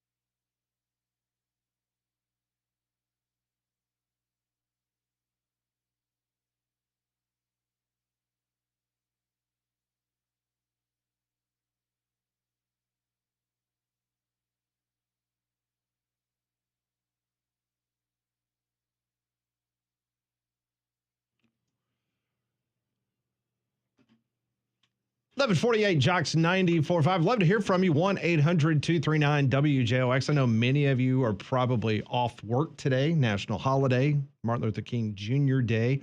Also, I know many of you probably watching the inauguration. That comes only every 4 years. So, opportunity. We'd love to hear from you. Well, the lunch hour is here, and if you need somewhere to stop by today on your day off, you want to go out and enjoy a nice Martin Luther King Day lunch, go to Big Whiskey's in Hoover, because Big Whiskey's is a place for great food of all varieties. They offer everything from appetizers to salads, burgers, steaks, and everything in between.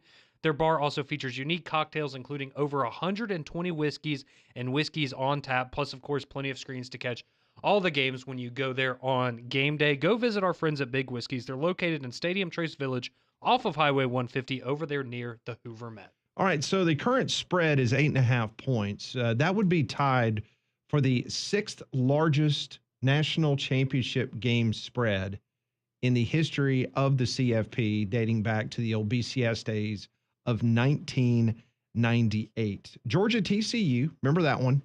That one was the largest point spread. That was a 2-touchdown point spread. And guess what? You covered. Yep, easily. You covered early as UGA won by 58 points over TCU. The second highest was back in 2002 when the Miami Hurricanes, they were an 11.5 point favorite over Ohio State. Oh, the pass interference. Ohio State won by 7. They covered. I was watching that with a former Miami player. Were you really? Oh. Mm-hmm. Also tied for the second most in college football history was Florida State versus Oklahoma back in 2000. And Florida State, 11.5 point favorite, and Oklahoma won by 11. Sorry, FSU, Dave. What was that? Okay, no. I was thinking, I thought that was a low scoring game, but one of those national title games I remember that Bob Stoops either was on the losing end of, Big Game Bob. That was the Florida one, right? That was the Florida when they just beat the dog mess out of them. 2012, I was there. Alabama, Notre Dame. Bama was a 10-point favorite, and Bama won by 28. 4 touchdowns against Notre Dame. That was the last time Notre Dame played in the national championship game. It was a good game. Back in 2020, Bama was a 9.5 point favorite over Ohio State, and they beat them by 28 points. Mm-hmm. And if Devontae Smith hadn't gotten hurt, they might have beaten them by 40. Yeah. That was pretty bad. 2024, obviously, as I mentioned, Ohio State, 8.5 point favorite. That is tied for the 6th most because the Florida State-Auburn line back in 2013 was the exact same. Florida State was an 8.5 point favorite. Auburn covered. Florida State won the game by 3. And then 2001, yes, Nebraska played for a national championship this century. Just didn't work out for them. The game I was thinking about with Oklahoma, it was with Florida State, the game that they won 13-2. Yeah. But back to 2001, Miami, Nebraska. Miami was an 8.5 point favorite over the Cornhuskers, and they beat Nebraska by 23 points. Oh, that's tough. So see, Molly, Nebraska did play for a national championship this century, but they lost. How do you get Molly out of hiding? Read out a stat like that. We could hear what sounded like a collective groan, but it was just Molly from way down the hall, and now she's back in here. Hey, all right. Molly. So since the first BCS national championship game in 1999, which was for the 1998 season, this is the 8th spread of more than a touchdown in a title game. The biggest spread over a title game was 2 years ago, as I mentioned, because Georgia over TCU. Blowouts are a common occurrence in title games. Of the 26 national title games since the start of the BCS era, 17 of them have been decided by double figures. You do not get a lot of good, close games. 10 of the national championship games were by 21 points or more. That's that's pretty shocking. If you want recency bias or recent trends, the last 5 national championship games, the favorite has won and covered. The last team to be favored and not cover in the national championship game was Alabama when they got destroyed by Clemson that 1 year. But the last 6 title games were decided by at least 15 points. The average margin of victory since 1998, 16.7 points.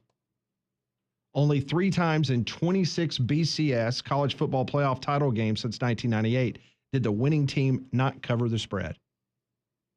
Well, I guess we just need Auburn in the national championship games because their win over Oregon, that was a very close game. Their loss to Florida State, another very close game. And outside of that, yeah, it's a lot of blowouts. Underdogs have pulled the upset 9 times against the spread.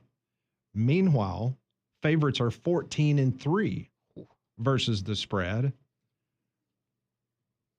Just some food for thought if you're thinking of firing something in for tonight. Also, they've added Travis Scott to the halftime show. I saw that. I'm excited about that.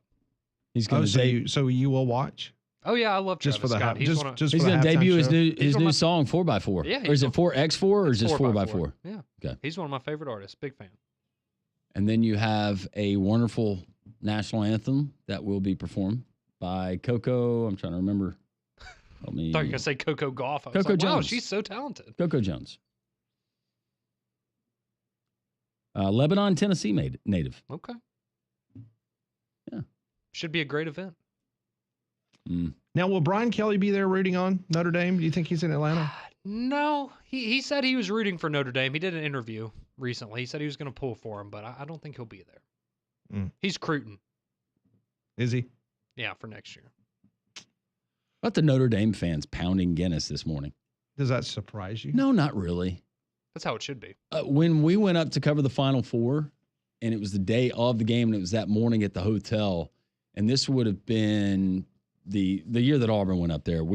Some of the members of our station went up to Minneapolis, and we were there in the hotel. And that morning, I think I've told you guys this before, but there was a Texas Tech fan, and they played the late game that night, and he was putting them down early. Oh, and it was the Pappy. The really expensive Pappy. And he said, hey, this is probably the last time that my team's going to make it to the Final Four. Might as well enjoy it. That was actually pretty good foresight on his So get this, one shot was $250. He bought 4 shots for himself. So he spent $1,000 on 4 shots of alcohol. Yeah. It's Pappy. That's just it's like not worth it was a rare Pappy too. Yeah. But I just watched in amazement. I was about to say maybe 1 for a very special occasion, but 4? 4. Ooh, well. Do it up. You're going to do it, right? That's what you did before the SEC Media Days every morning, didn't you? That's right. 4 shots of Pappy there in the hotel bar. That was me at 5 a.m. I think some Pappy could probably. We're drinking right now. I was about to say warm us up a little bit. I thought it was you and Ty and Barrett. No, Ty wimped out, man. He was trying to set all these plans and everything, and y'all we all gonna showed go up and had a great time. karaokeing, and you didn't go karaokeing. I did. Ty didn't show up. We all had a great time, and I saw him the next morning, and he looked like he had been through it a little bit the day before and needed a little bit of a rest. Happens. The hookah lounge. I feel bad for Ty. We need to get him on the show. Kind of a welfare check. On him or Coach Cal? Well, I mean, just Arkansas football, and then paying all that money for Coach Cal, and you're 0-5. Wow. It's not going to get any easier for them either. No, it's not. I'm standing by. They go 5-13 in league play.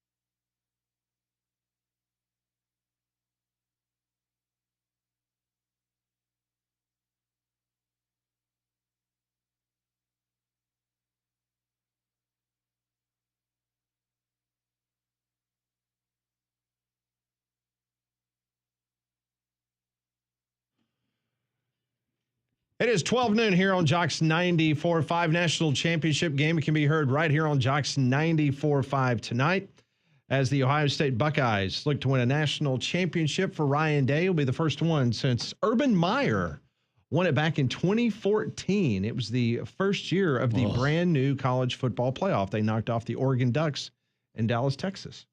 That was probably the national championship game that I was least interested in. Yeah, me too. That I can remember.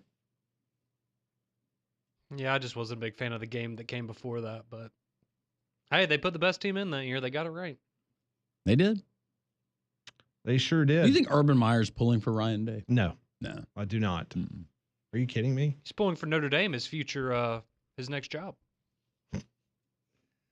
Did you see over the weekend, talking about next jobs?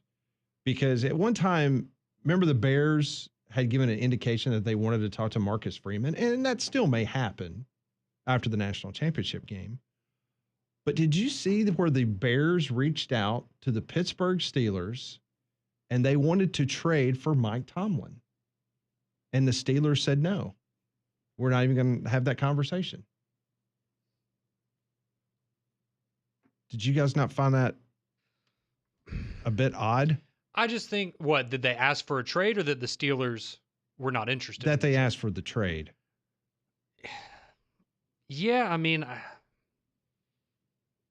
I guess it would depend on what you would have to give up for a guy like Mike Tomlin, but if I'm the Steelers, I'd start at a first-round pick. If you want our coach, great. All right, send us a first-round pick. So, and I forgot about this. So with your contracts, technically you could be traded for. Mm-hmm.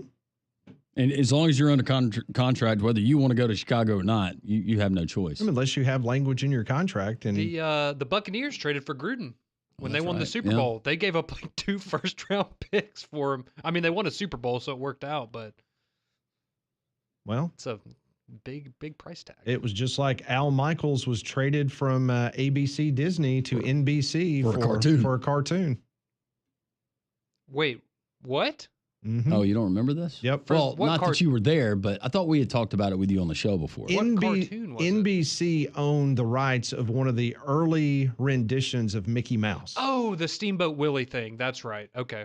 And so NBC owned it and Disney wanted it. So by them wanting to allow Al Michaels to go do the broadcast on Sunday Night Football, they wanted the cartoon. That's right. I remember that now. And they got it. I'd rather trade that than a first-round pick. Those are valuable. That is true. Well, something tells me that was pretty valuable back in the day. It definitely was. Very much so. Alabama gets an impressive win over the weekend, 102-97 over Kentucky. Bama bounced back offensively, shooting 45% for the game, including 38% on three-pointers. More importantly, only 10 turnovers against the Cats. Auburn, impressive win, Landrum 70-68. Pettiford can't say enough about what he has been able to do in that lineup. No, and Tahad Pettiford has been so good, and it's been in big games, and when they've absolutely had to have him, whether it was at the Toyota Center in Houston in the non-conference schedule and a Houston team that was leading at halftime, and him just coming out, and he was unconscious from the outside, but 5 of 7 from the outside for Tahad Pettiford. Chad Maker-Mazzara, what he was able to do, and it was just not the cleanest game. That Janie Johnson, only 2 points, is a Georgia team that's really, really physical, and you can see why they've been so successful at home. I'll give them credit. The environment that they have there at Stegman, which at times has resembled a funeral home in the past, they have jazzed that thing up, and give him credit for getting a lot of energy into that program. I cannot stand the court. The lighting. It's the lighting. It's so dark. Yeah. And then the court is that gray, and it's I think it is worse than Oregon's court. Oh no, nothing's worse, Conrad, than Oregon's court. I don't know. It's bad. Oregon's got too much crap going on. It's bad. They're both with, bad. with the Redwoods, or I guess that's what that is. Yeah, that they still have. One of the worst though courts ever was Colorado. What they had in the middle of their court, that you want to say from the logo. The logo literally went out to the top of the 3-point line. Yeah.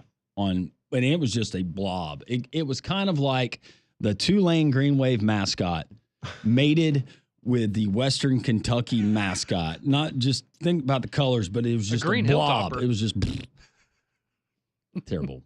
I know I'm picky, but I can't stand courts like that. So if you go back to a couple months ago down in Mountain Brook where they had the SEC basketball media days, and you're sitting there and you're going, man, this is going to be a really, really good year for SEC basketball.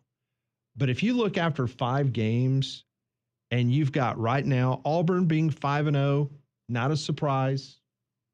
Alabama being 4-1, not a surprise. But to say that Ole Miss and Mizzou are tied for second place in the SEC while Kentucky and Tennessee and Texas A&M are all down in the middle of the pack of the Southeastern Conference, that's saying a lot. But for Mizzou and Ole Miss right now after 5 games to be slotted in at the number 2 position, that's huge. And if you look at Joe Lunardi and his last bracketology that came out yesterday, he currently has 12 SEC teams projected to make the NCAA tournament. And he also has his bid stealer team, meaning a team from a one bid league that could potentially rise up and steal a bid, the UAB Blazers. Playing well at the right time. No doubt about it. Now, he does not still, if you have it pulled up, the other day when I brought this up, he still had Arkansas as a team, like one of the last 4 teams being considered. Yeah, I don't think that's going to be the case anymore. Okay. Oh, no. Okay. They Next were the 4 out. Next 4 out. Yep. First 4 out would be Texas. Next 4 out would be Arkansas. What in the world? And your last 4 in would be Vanderbilt. Now, I understand there is a chance because of what you have in front of you in the SEC that Arkansas can start getting some impressive wins, but my goodness. No, I mean, it feels like they're going to be in one of those situations potentially. Like I think maybe Texas A&M was in this boat a year or 2 ago where you need to make it to the championship game of the SEC tournament to really even be in the conversation on Selection Sunday. It feels like they're going to have to go on that kind of a run. And based on what we've seen, no, don't know if that's going to happen. All right. In the NFL yesterday, 27-25, it was the Bills over the Ravens. Texans, they lose to Kansas City 23-14. So the 4th time in 5 seasons, the Chiefs and the Bills will meet in the playoffs. Did either of you play the Chiefs and Texans game? Because that is one of the worst bad beats I've seen in a long time because the Chiefs were a 9.5 point favorite. Yep. Mahomes takes the safety at the end and it ends up being a 9-point game. I know there were a lot of people that were furious on Saturday. That did not affect me. I Okay, was good. more the point total than the actual. I was both. For our office football pool, that's all right. Oh. NFL has killed me. Meanwhile, in the NFC, you had the Rams lose yesterday to the Eagles 28-22. Barkley had touchdowns of 62, 78 yards, 205 yards rushing, just an incredible day. But it was the night before. 34 million people tuned in to watch the Commanders and the Lions. Jared Goff threw 3 interceptions, lost a fumble, turned it over 3 times in the first half. Washington in that crazy second quarter outscored the Lions 28-14. A very emotional Dan Campbell had this to say after the game. It just hurts to lose, man. And I don't care if you're the 7 seed, 6 seed, 5 seed, 1 seed, because I've lost at all of them damn near. And it stings and it hurts. So, you know, it hurts. You have to get up. Bodies beat to shit and, you know, mentally stay locked in and do those things. So,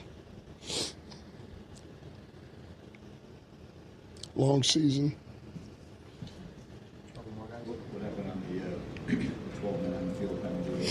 It's my fault. That was him talking about the 12 men on the field. Yeah, you don't think he cares? That was his fault. Here's the problem with Detroit. Detroit's about to have to start paying a lot of people. Yeah. And find some new coordinators. Yep. So that's the issue. But Dan Campbell, I don't think there's anybody that would not love to play for Dan Campbell. I'd trade a first-round pick for Dan Campbell.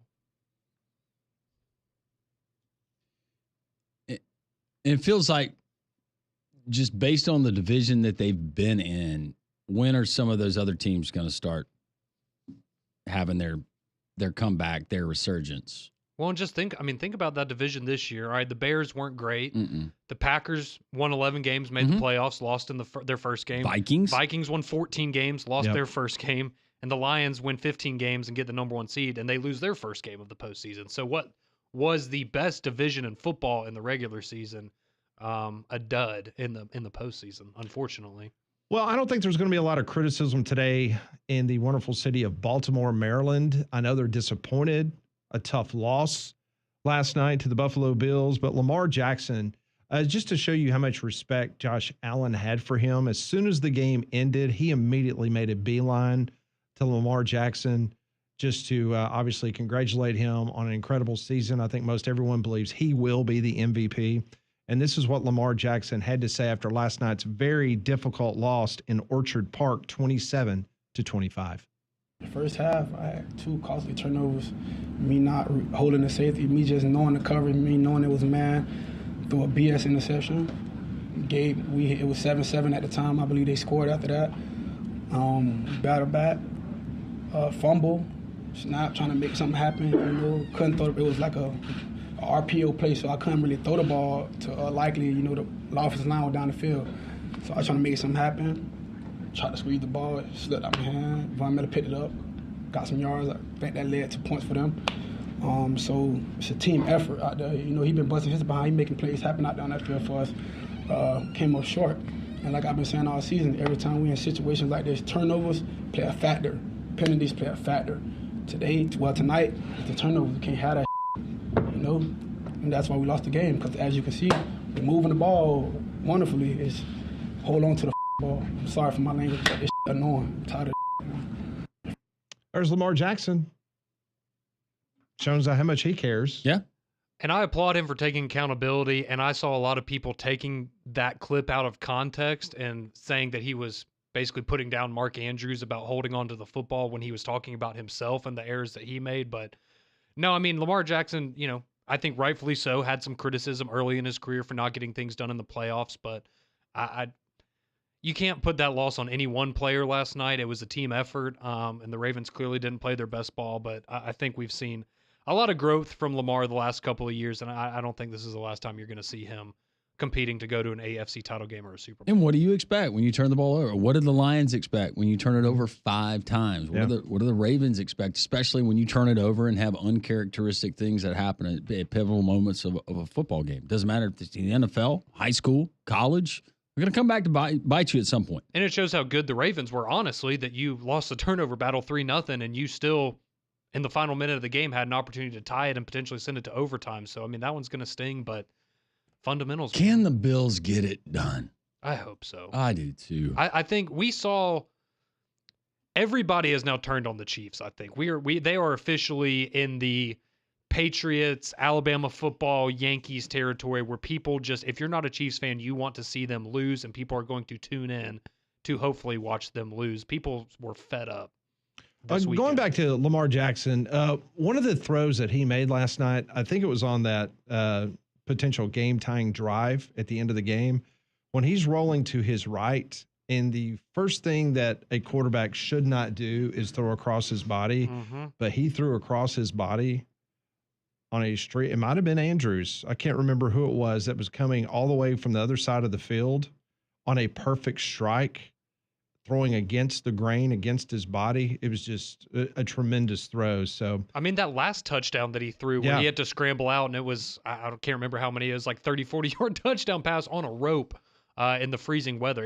He's remarkable. I give him the benefit of the doubt if he's going to throw across his body. But you let him do what it's okay when it works out. But yeah. So last night was only the first time in the last 42 home games that the Bills were an underdog. Is that not amazing? Yeah. 42 games in a row, they had been the favorite at home. And the game kicked off, they were a 1-point underdog. Now you got to beat your kryptonite. This is the real test. Based on the Ravens adding Derrick Henry coming into the season of the the teams that were in the playoffs, I would say that's probably the biggest disappointment. Yes, I thought the Ravens were not based on their record, but based on what you saw when they played other good teams. Because they got off to a slow start. They did, but they have been at their best this year playing other playoff caliber teams. And yeah, it felt like, similar to the Lions, right? It just kind of felt like it was shaping up for it to be somebody else's year. And maybe it will be. It'll just be, the Bills, the Commanders, or the Eagles. Instead of the Lions or the Ravens. Well, it's going to be a great year. Already has been so far for our friends at Dobbs Ford on Parkway East in Birmingham, the Goshen family. They invite you in just to meet them, to meet their wonderful staff, and Alabama's largest showroom selection. You're going to get there at Dobbs. Total transparency throughout the whole process. You are going to get not only that transparency, but you're going to get a non-pressure sales approach and just wonderful folks who genuinely have your best interest at heart. They'll beat any competitor's price. Go to DobbsFordBirmingham.com. Look at that selection, whether it's the F-150s, the Broncos Sports, the Mustangs.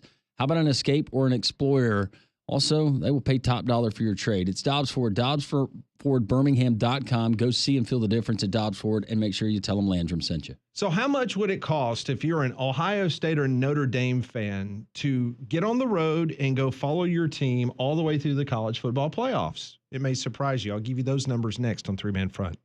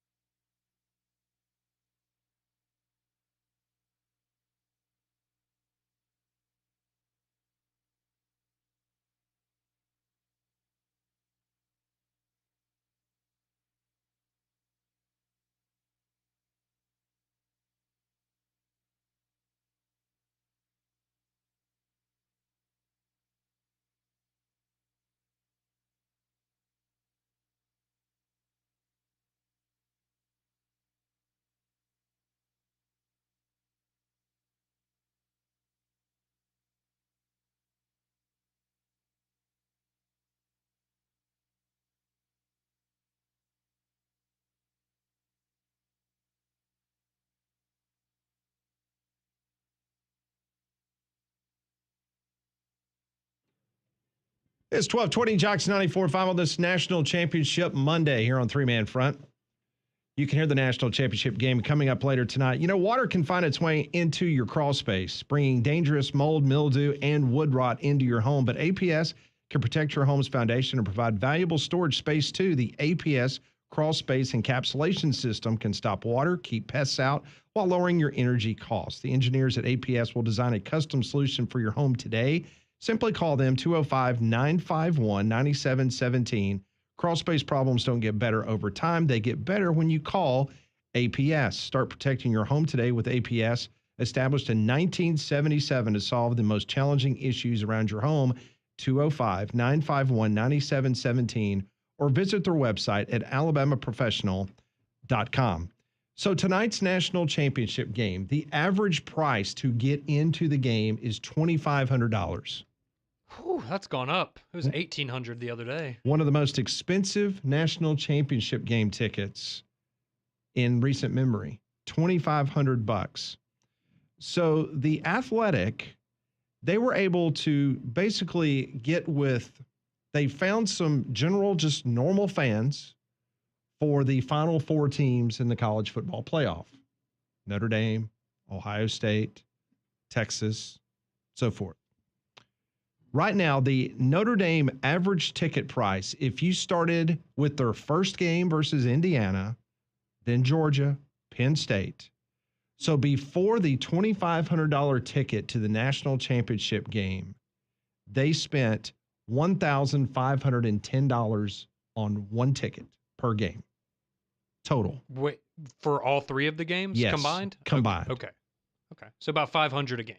So you add the $2,500, so that comes to a grand total of $4,010 just on tickets. $770 for the Indiana game. Mm-hmm. $260 for the Georgia game. If you remember, that game was not very well attended. Yeah. So tickets could be had. Mm-hmm. $480 for the Penn State game. And now $2,500 for the national championship game. So that's $4,010 for a Notre Dame fan, average Notre Dame fan. Just for tickets. Just for tickets. Ohio State, $298 was the average ticket for the Tennessee game at home. It's a bargain. Rose Bowl, $337. Okay. Again, not travel. Just ticket. Just the ticket. Mm-hmm. $613 for the Texas ticket. Makes sense. Yep. In Arlington.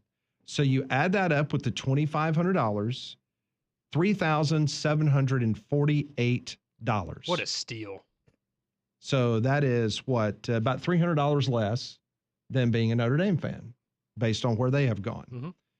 Now, the average total cost, if you add up all those different fan bases, and they also gave those fan bases, they told them how much they spent on lodging, miscellaneous, and everything else. So one person, so if we sent Conrad, him being a Notre Dame fan, quasi. Big Notre Dame fan. The average cost so far in the for you going to the national championship game, all included, $7,182. Okay, that is a lot of money, but I'll be honest, that is not as high as I thought it was going to be. Think it would be more. I thought it was going to be around $10,000 for airfare, lodging, food, all of that. And I mean, I guess it's different. Some people are treating it as a vacation. They're going to spend more. So the question is, how much would you be willing? You don't have to finish. Nope.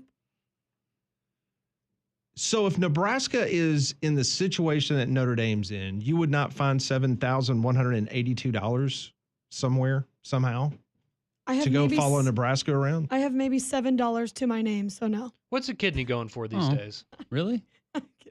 No, I you're don't not. have No, $7,000. you're being serious. We'll start a GoFundMe during the show. See, I think she would find a way. Because I remember in 2009 when Alabama made it to the Rose Bowl. People found a way to go to that game. Because I'm telling you, they went all out. Oh, stay in Beverly Hills? Been 17 years, Pat? Once in a lifetime deal. No problem. I remember 2010. Auburn fans going out. We need to stay in Scottsdale. Yep. No problem. This is a once-in-a-lifetime situation. Yes. And then, of course, then Alabama fans goes, well, all right, here we are, 2011. At least you could just take a train for that one. Yeah, we're just going to New Orleans. But then it was like the next year, oh, crap. Now we're going to Miami. And then the next year it was Auburn going back to the Rose Bowl. So you understand what I'm getting at here. And I understand. And look, if that's your thing, that's how you want to spend your money, spend your time. It's not my thing. Now, I have paid a lot of money. The most I've ever paid for a sporting event was to buy 2 Sunday badges for the Masters, and that came back in 2008, 2009, if I remember. And that's the most I've ever paid.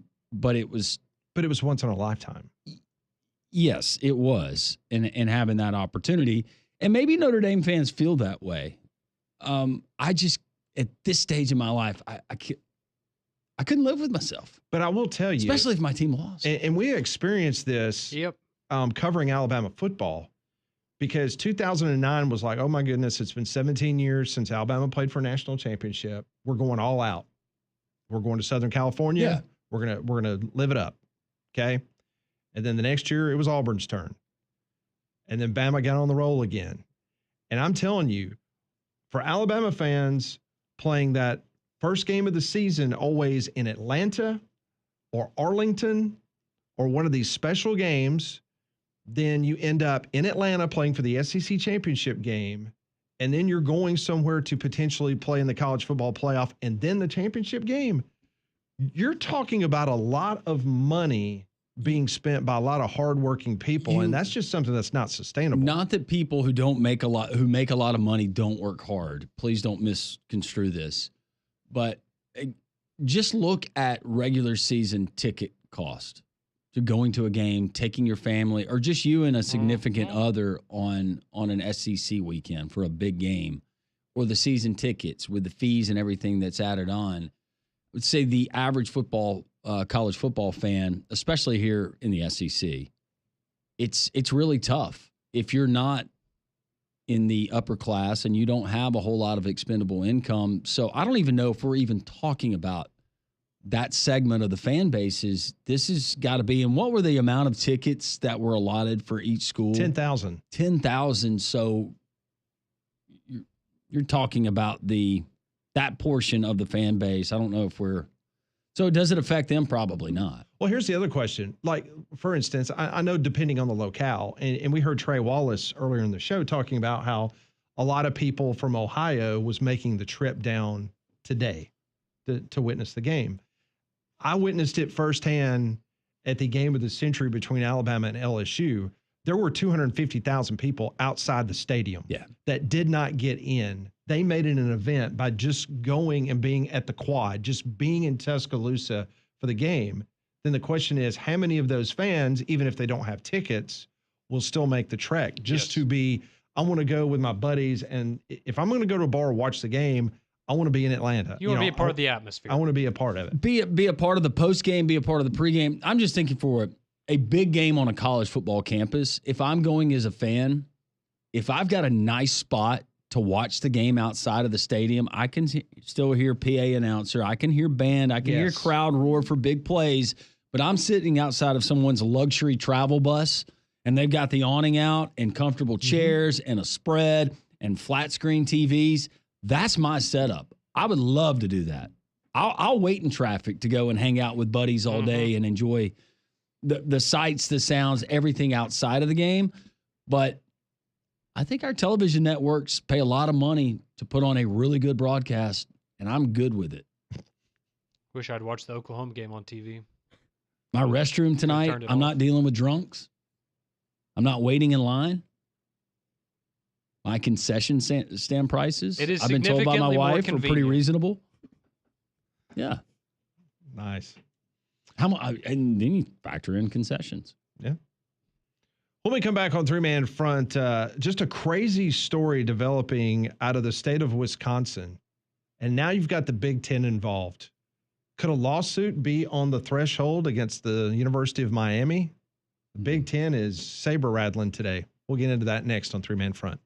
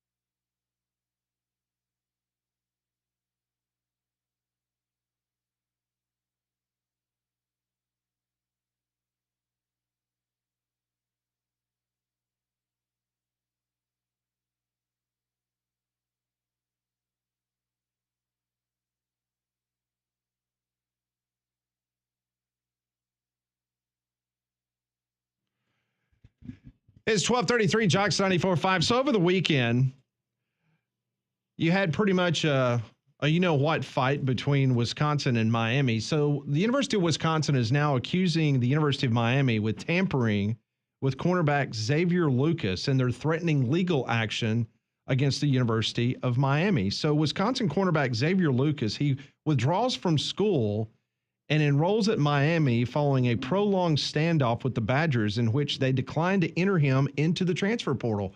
So you had a player that basically went to the school and said, I want to be in the transfer portal. And they said, no, we're not putting you in the transfer portal.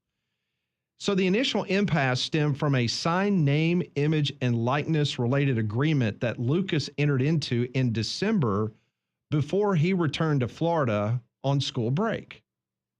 Lucas subsequently announced on his Twitter account on December 19th that he would be entering the transfer portal. So he leaves to go on Christmas break, and he supposedly signed a deal, NIL, with Wisconsin. Then he gets to Florida, and then he basically tweets that he is leaving and going to go into the transfer portal. Now, NCAA protocol requires schools to adhere to a player's transfer request. So if you go to the compliance officer and say, hey, I'm going to transfer, like, it's not open for discussion. It's, here's the paperwork, sign your name, they transmit. So Lucas said at the time that Wisconsin denied his request to enter the portal because Lucas was never in the portal, he said schools were not able to communicate with him. So it was kind of an administrative thing. If you're not officially in the portal, some schools would actually follow the rules and not reach out to him. So then he's claiming that other schools would have been interested in him if they would have posted him in the portal. Now, the transfer portal window closed for Wisconsin players on December 28th, with 23 scholarship players and 2 walk-ons entered the portal. Lucas, meanwhile, remained in limbo because the school would not put him in the transfer portal because they claimed that they have a signed NIL paperwork with him. So that's why they did not put him in.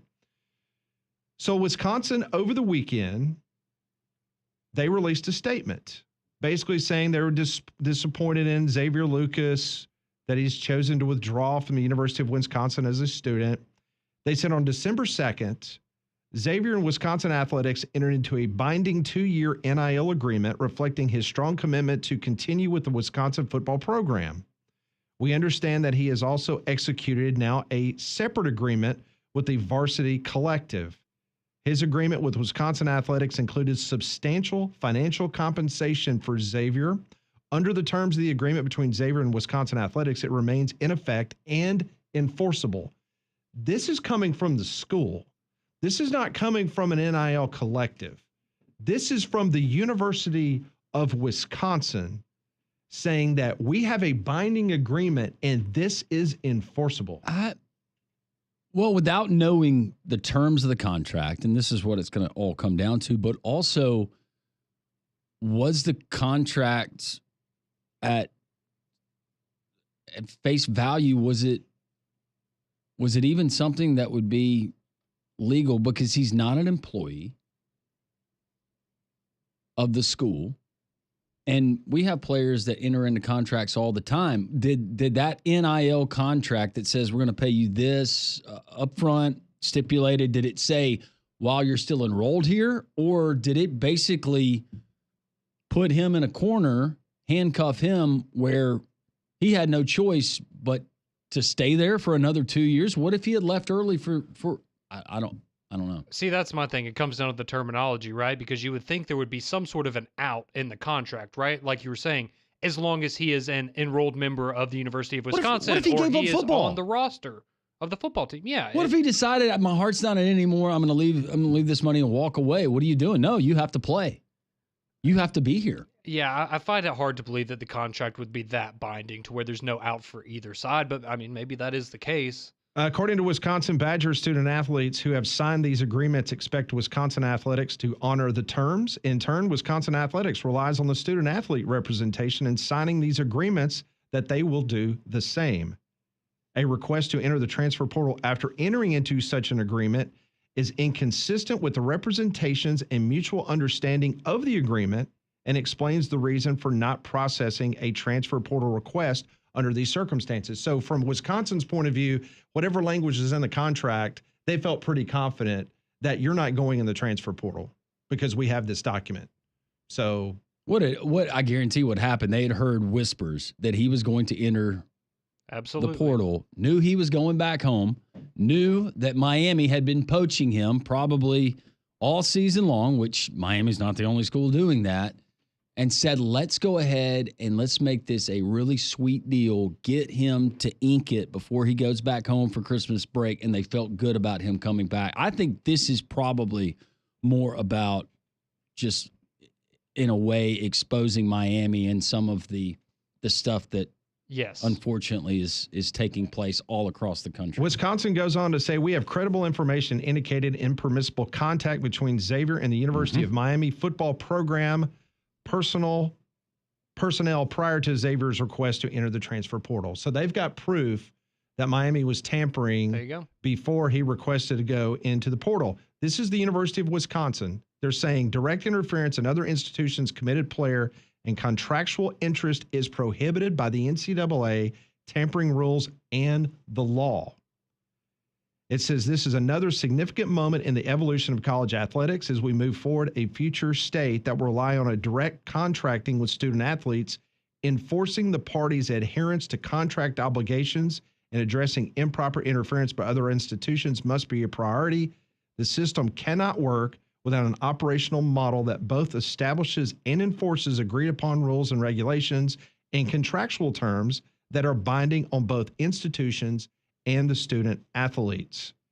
Now, that was Wisconsin.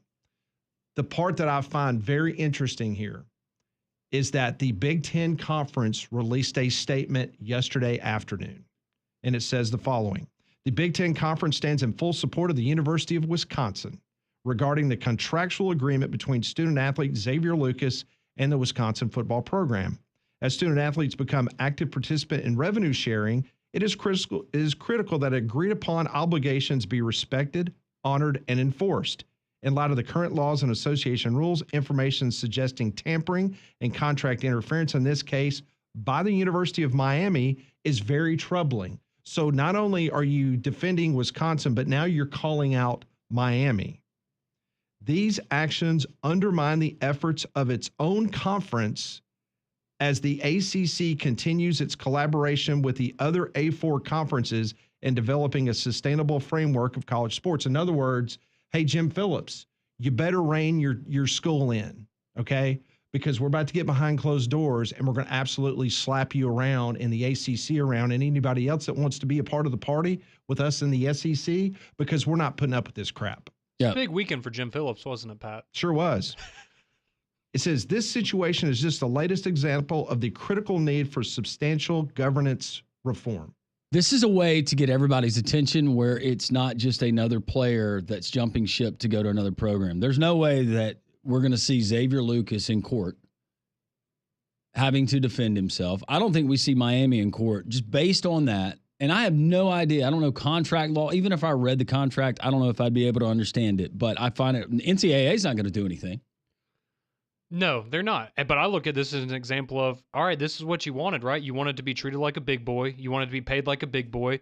Well, if you sign a binding agreement that you are going to get paid to go and play a sport, then you need to be committed to that. That's how it works in professional sports, right? You can't sign a contract with one team and then a week later go, you know what? This other team actually came back with a better offer, so I'm going to get out of this contract I just signed with you and go to the highest bidder.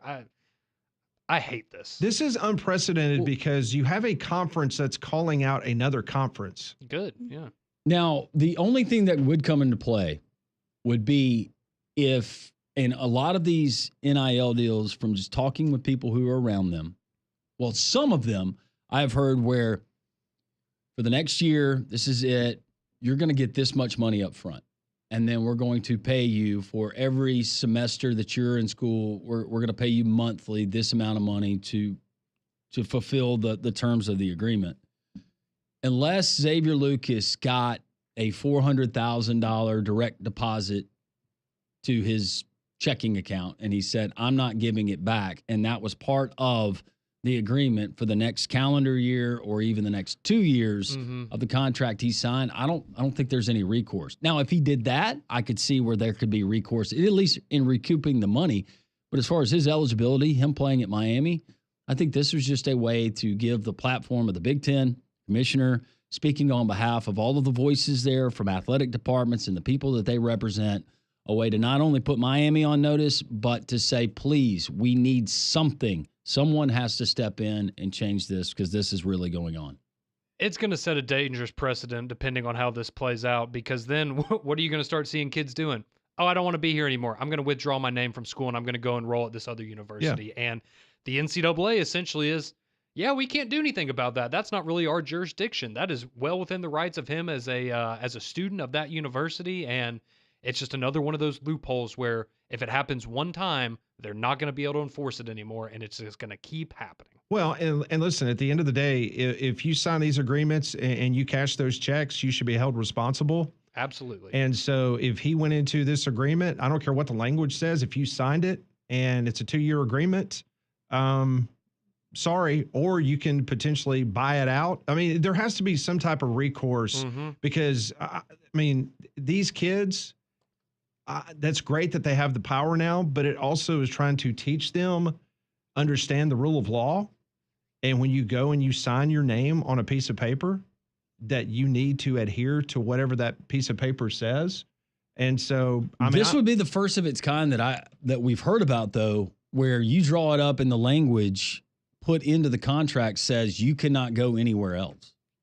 Well, again, we don't know exactly what that language states, but I'm just telling you, based on what the University of Wisconsin has laid out, it seems like that they've got a pretty lock, stock, and barrel written agreement that probably any contractual lawyer is probably going to tell you this is going to be very difficult for the person that signed it to get out of it. Oh, you don't want to play here for us this year? Great. Well, we're paying you money, so you're going to run the scout team defense for the rest of the season, and you can sit on the bench on Saturdays, and then next year you can go wherever the heck you want to go.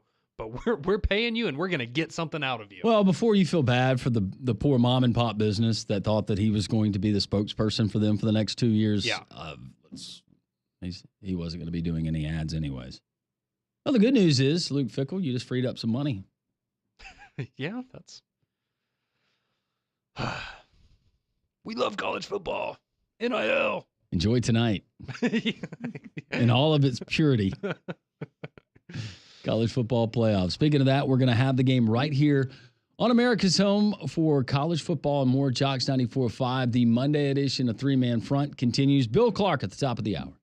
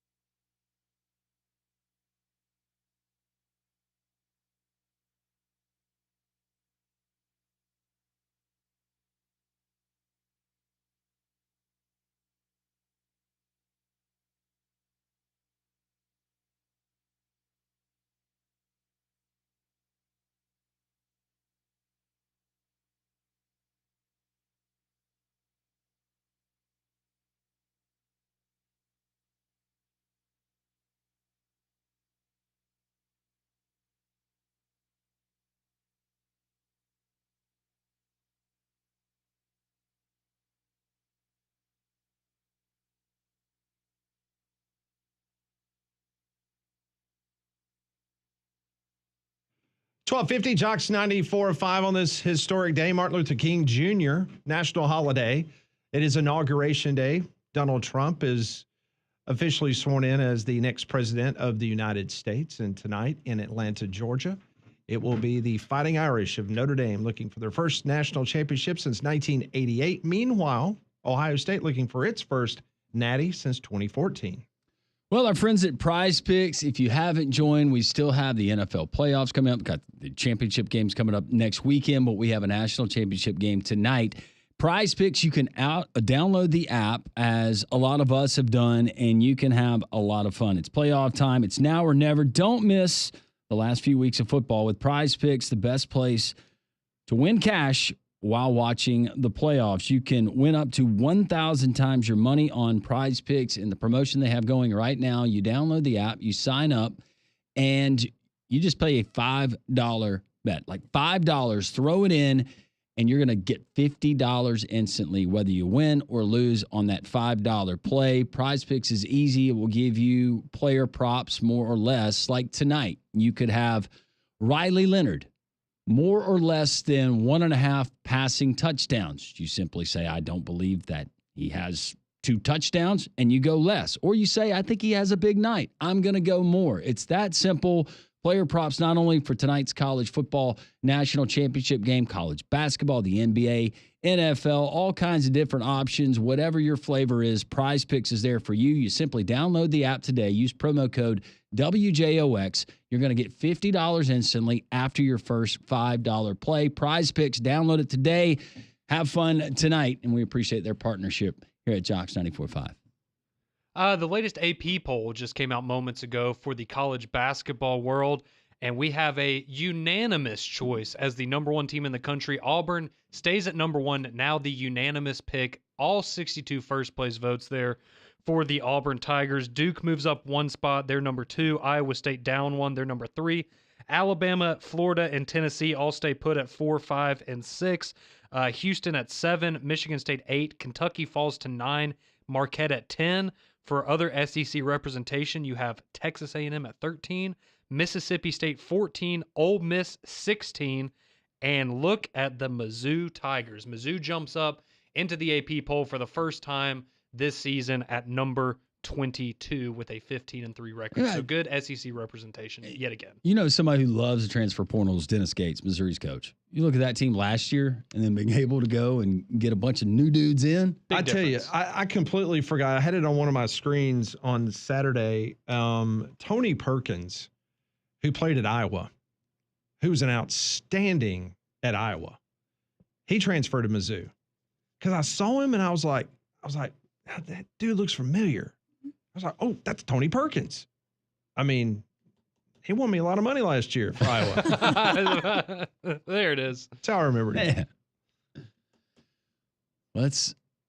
You have a season like they did where you go a full year without a winning a game in conference play. Something tells me, and that's it's not like Missouri basketball has been in the cellar forever. They've had some really good teams. You can go back to Norm Stewart, Mike Anderson. Some people forget that he was there, but Quinn Snyder. Yeah, they tried to forget about him. Yeah. He got him in a lot of NCAA trouble. Yeah, I've seen some bracketologists, though. They have Missouri right now on the 4 line, which would put them as a top 16 team in the country based on seeding. So, yeah, a miraculous turnaround from a team that didn't win a game in 2024 Promise. to where they are now. Someone that grew up in the state of Missouri for a good portion of my life, never talked about Mizzou football. It was basketball. And it was Norm Stewart. It was John Sunvold and Steve Stepanovich and those guys. Of course, Sunvold now does SEC games on the SEC network. 205-834-9450. The Jocks text line is open. And Nick from North Birmingham says, hi, guys. There's a wild stat for Auburn versus Tennessee this upcoming Saturday. That's a 7:30 tip, and ESPN College Game Day is going to be there. That's the annual Outlive game as well at Neville. Tennessee has not defeated Auburn at Auburn since January 31st of 2017. It's a good stat right there. That's a good stat. Now, granted, they haven't played there every year, but it has been a minute since they've done that. Tennessee lost 2 of their last 3.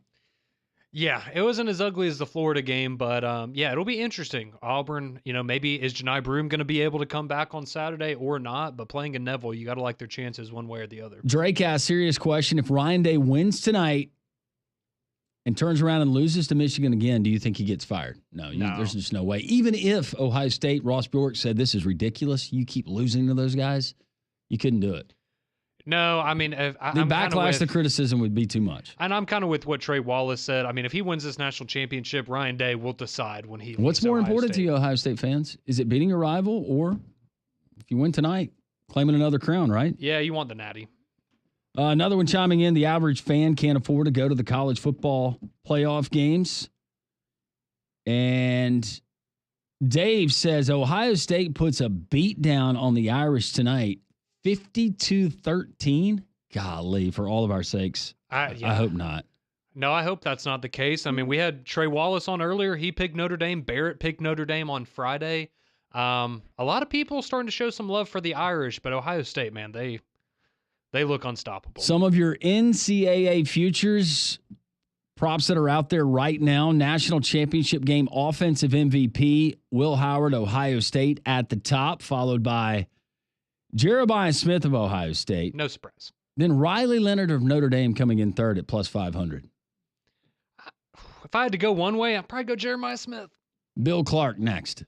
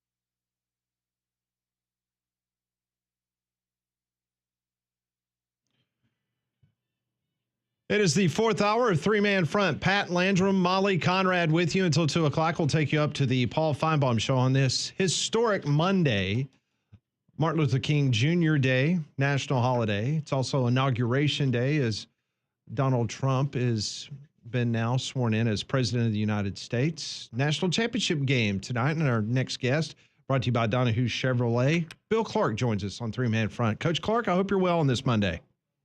Yeah, doing well. How about you guys? We are trying to stay warm. It's very cold in this studio today, as you can imagine. I can imagine. It's a cold one. All right, national championship game tonight, Coach. You got two teams. Neither team won their conference because, one, Notre Dame doesn't playing one, and Ohio State did not even qualify for their conference championship. They're playing for the national championship tonight. Overall, before we get in the X's and O's, how have you felt like this expanded playoff to 12 teams in the first year? How would you grade it? Would you give it a high grade? You know, I think I'd probably give it a B. I do think there's a lot of good things. Of course, we've talked about in other shows. I love playoff format. Being an old high school coach, I love the idea of really getting the best team and having a chance, just as a fan to get to watch that. I think obviously there's going to be some changes in the seeding. We think, we like the idea of seeding those guys that get a bye if that's where we stay. Let's get those guys seeded out. But I think it's been good. I think it's been some really good football. I think for the most part, they've done a good job with it. Coach, you've got to love the position that Marcus Freeman and Notre Dame is in. Everybody's talking Ohio State. A lot of folks, especially nationally in the media, not giving the Irish a chance. You're almost a 9-point underdog in this game. Just describe that in how that motivating factor, how that can be a motivator, and how you think Marcus Freeman might be using that leading up to tonight's kickoff. Yeah, I think just looking back at how I've tried to coach and use things like that, you're trying to create a chip. You're trying to create, and people say, well, who's not up for a championship game? But it's that extra factor. It's that one little thing that can motivate somebody, even if it's how we practice. Now, you got to think, how many games have been played so far? Have you played 15, 16 games going in? They're tired. They're bruised. They're beat up. Yeah, they're playing for a big game, but does this get us to play harder? Does this get more out of our scout team this week? What are those things that help us, motivate us? I think you've heard Coach Freeman talk about it all year, about using things to create that chip on the shoulder, that thing that, we're the underdog. They're doubting us. They don't believe in us. I think they've played up to that. And I think that helps. Obviously, you like the idea of being Ohio State, that if you are the better team. But, we've talked a lot about point spreads, and I as a coach, you don't like it. Just being favored, because I think that gives your opponent an edge. And I'm sure they're going to use that to the utmost tonight. In regards to what defensively Notre Dame needs to do, Texas had a blueprint in which to try to keep Jeremiah Smith down. Your thoughts on what you're going to see tonight, what Notre Dame is going to attempt to do? Yeah, I think two things we talk about in any game, especially big games, is turnovers. We saw that in an NFL game that proved to be the difference yesterday. So that turnover margin and then explosive plays. By what Texas did with Smith, they did make them work it down the field. So that's going to be a model. Now, we know Notre Dame. So we got Ohio State sitting at number 1 in defense, less than 13 points a game. You've got Notre Dame at number 2 with around 14 points a game. So two great defenses. That's not really been their style. They've been more of a man free with a little bit of too high, where Texas played a lot of too high and made Ohio State work it down the field. That's what it's going to be interesting to see. Did they get a little bit away from their, who they are to try and double up on him, which maybe frees somebody else up, or did they try and use Texas' model a little bit more? Previewing tonight's national championship game, a game that can be heard here on Jocks 94.5 with Coach Bill Clark. He joins us courtesy of Donahue Chevrolet on the Buyers Right hotline. I want to stay with Notre Dame offensively and the tendencies that we've seen. We know that strength is running the football, not that Riley Leonard can't make plays, but that's really hasn't been their MO so far this season, Coach. How fine of a line is it? Because catching teams by surprise, breaking tendency, we see that through the course of the year, but you don't want to be too uncharacteristic while trying to break some of those tendencies. You cost your team either field position, give up a score, et cetera, et cetera. How do you balance that when trying to game plan and maybe catch your opponent by surprise? Well, I think first there's a mentality of running the football, and that's something kind of like defense. That's something you can count on when you need it in short yards. There's really a huge add-on when we've got a quarterback who's a true runner, which is what Riley Leonard is. Yeah, he may not be a 4.3 40 or 4.4 40, but he runs strong. He's a good runner, which, that's what we say. When the quarterback can throw the ball and run it, it's like defending 12 guys, and I think that's what they've had. They're not going to get away from running. And this is when you look at, hey, maybe we come out and we take a shot earlier, we throw the ball early, but they're going to come back to the running game. That's who they are.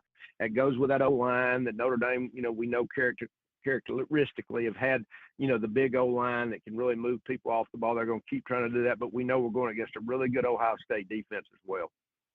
Coach Bill Clark joins us here on Three Man Front, as he's done throughout the college football season on Mondays, discussing college football. Okay, Coach, so breaking this down tonight, not from a Vegas perspective, because they've got over a touchdown favorite for Ohio State. How do you see this one working out tonight? Do you think the Irish can pull the upset? My heart, and I said this earlier on my show last week, I think my heart says Notre Dame, but I think I say Ohio State because I really said I thought they were the hottest team coming in. We know their talent, and I think they've really played up to that for the most part since we started the playoffs. I think they've been the best team. I really love what Notre Dame's done. I love how Coach Freeman's coached those guys, but I think Ohio State, I'm picking less than that. I'm picking Ohio State by 3. Coach, if you are Notre Dame, are you trying to shorten the game? Obviously, churning out first downs, keeping the ball on the ground, but how do you think they approach tonight offensively? Yeah, I think they do what they've done. They're going to use play action. They're going to maybe take some shots early on. They do a really good job with their screen game. They throw a lot of quick game, and then run the ball and run their quarterback when they need to. And that's kind of that X factor when your quarterback can run the ball. So I think, once again, that's what they're going to try and do. And let's make a big mention of special teams. Notre Dame's leading the nation in block kicks. They found a way with fakes, with their kickoff return game has really been great this year. So I think they found a way to find hidden points. I think that goes a lot with being a good defensive team, maybe even a defensive-minded head coach. Usually you see those guys really good in the special teams. That could be the hidden factor tonight. He is Coach Bill Clark. He joined us throughout the college football season here on Mondays. And, Coach, you joined us courtesy of your friends there at Donahue Chevrolet. Yeah, I just want to thank Donahue for sponsoring Three Man Front this year and also my show, the Bill Clark Show. And we just appreciate those guys, just sponsoring us and also just believing in college athletics and college football that we've got to talk about every week. Got tons of great deals to start the new year. So check those guys out at DonahueChevrolet.com. Coach, we appreciate it. Stay warm, and we will see you very soon. Okay. Thank you, guys. Coach Bill Clark, courtesy of Donahue Chevrolet, on the Buyers Right hotline for all of your insurance, financial, and HR needs. It's Buyers Right Insurance, a Higginbotham partner. So the Texas Longhorns, they would have loved to have been in Atlanta, Georgia tonight playing. That would have been their third game, right? Third game this season.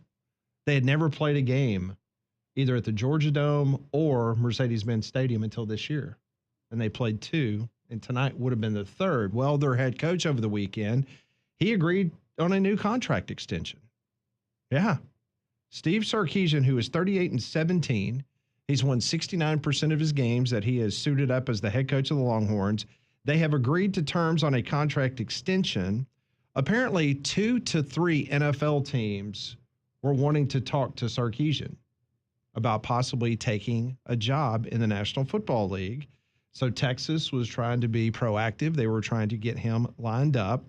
So when the new deal is signed, this will be the second consecutive offseason that Sarkisian inks a new contract, because last year when Alabama were kicking the tires on Sarkisian, they decided to sign him to a long-term deal. So the contract, which was signed back in January of 2024, made him the third highest paid head coach in college football. He earned $10.6 million in base pay in 2024, and now he's getting a raise.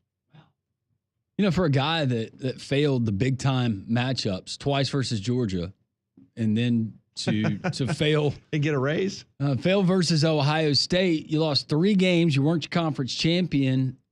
Yeah, you imagine what happens if he ever wins a national title? So just spitballing here, I think it goes without saying we believe that probably Dallas might have been a team. I could see Dallas. Chicago probably. Because quarterback. Offense, yeah. Mm-hmm. Maybe Jacksonville. Yeah. My first guess was the Cowboys. It should have been. So according to the Austin American-Statesman, 2 or 3 NFL teams had reached out requesting to interview Sarkisian. Did not give the names of the teams, but Texas moved quick to lock him up. If that had played out, where's Texas? Where's their first phone call? You don't have to answer. No, it's a great question. I mean, I don't know who is on their wish list. Do you call Marcus Freeman? Well, I think you call him. Yeah. I mean, that's just, man. It's the same conversation we were having when Alabama came open. Like, people doing back handsprings over Mike Norvell and Kalen DeBoer last year? No. Well, we'll never know now. 3-man front, we continue. Jock 94.5.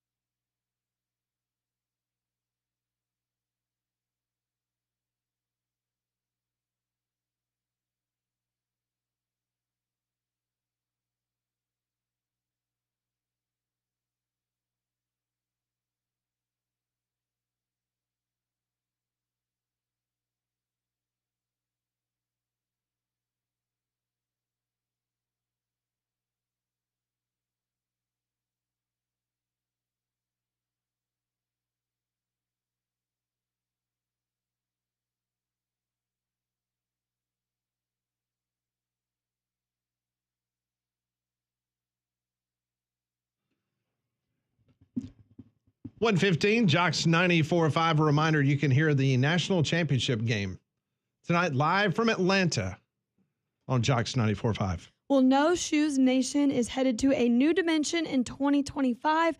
Kenny Chesney live at the Sphere Las Vegas for 12 shows. this May and June, and you could be there. One winner will score a trip for two to this once-in-a-lifetime concert experience, including round-trip air to Vegas, a 2-night stay at the Virgin Hotel, entry to the VIP pool party, and 2 VIP tickets to see Kenny Chesney live at the Sphere. So to enter, text the national keyword FAST to 95819. That's FAST, F-A-S-T, to 95819. Contest rules are available at jocksfm.com. So the college football playoff managers meeting took place last night in Atlanta. It was a 3-hour meeting. It served as a table setter. No real decisions or votes were made, more discussion than anything else. A planning meeting to determine the bullet points of the CFP might need to address in the coming weeks and months. Trey Wallace was on this program earlier in this show, and he told us, Landrum, that they were looking at the potential of doing something in the month of February, because the next on the books meeting is not until April. But he believes that it could be something that they could have Zoom calls or whatever the case may be. But this is the first time that they've been in person. Executive Director Richard Clark and Mississippi State President Dr. Mark McKeenum, chair of the CFP Board of Managers, noted the day was mostly a chance of a post-mortem wrap of what had transpired over the last month, presented its findings in regards to what worked, what didn't work. Sources in the room said nobody at this time was pushing hard on a 14-team bracket, so that's disappointing. And there wasn't any in-depth discussion about a new seeding process. I think all of this was everyone was playing nice, kind of like today in Washington. Everybody seems like they're friends momentarily. Yeah. And then it's really going to hit after tonight's game about the things that need to be done moving forward. One thing that Richard Clark did tell members of the media the last couple of days is that he and NFL Commissioner Roger Goodell, they have spoken about the overlapping schedule of college football playoff and the National Football League, and that Goodell is committed to working with the expanded playoff on the future in scheduling. Because if you remember, the NFL had Saturday games when you had that opening weekend of the CFP on Saturday. And the CFP does not want to go up against the NFL because you saw the numbers. Well, based on the current contract, I'm just thinking about potential tweaks. One would think that seeding, you could go ahead and you could address that, right, and implement for next year.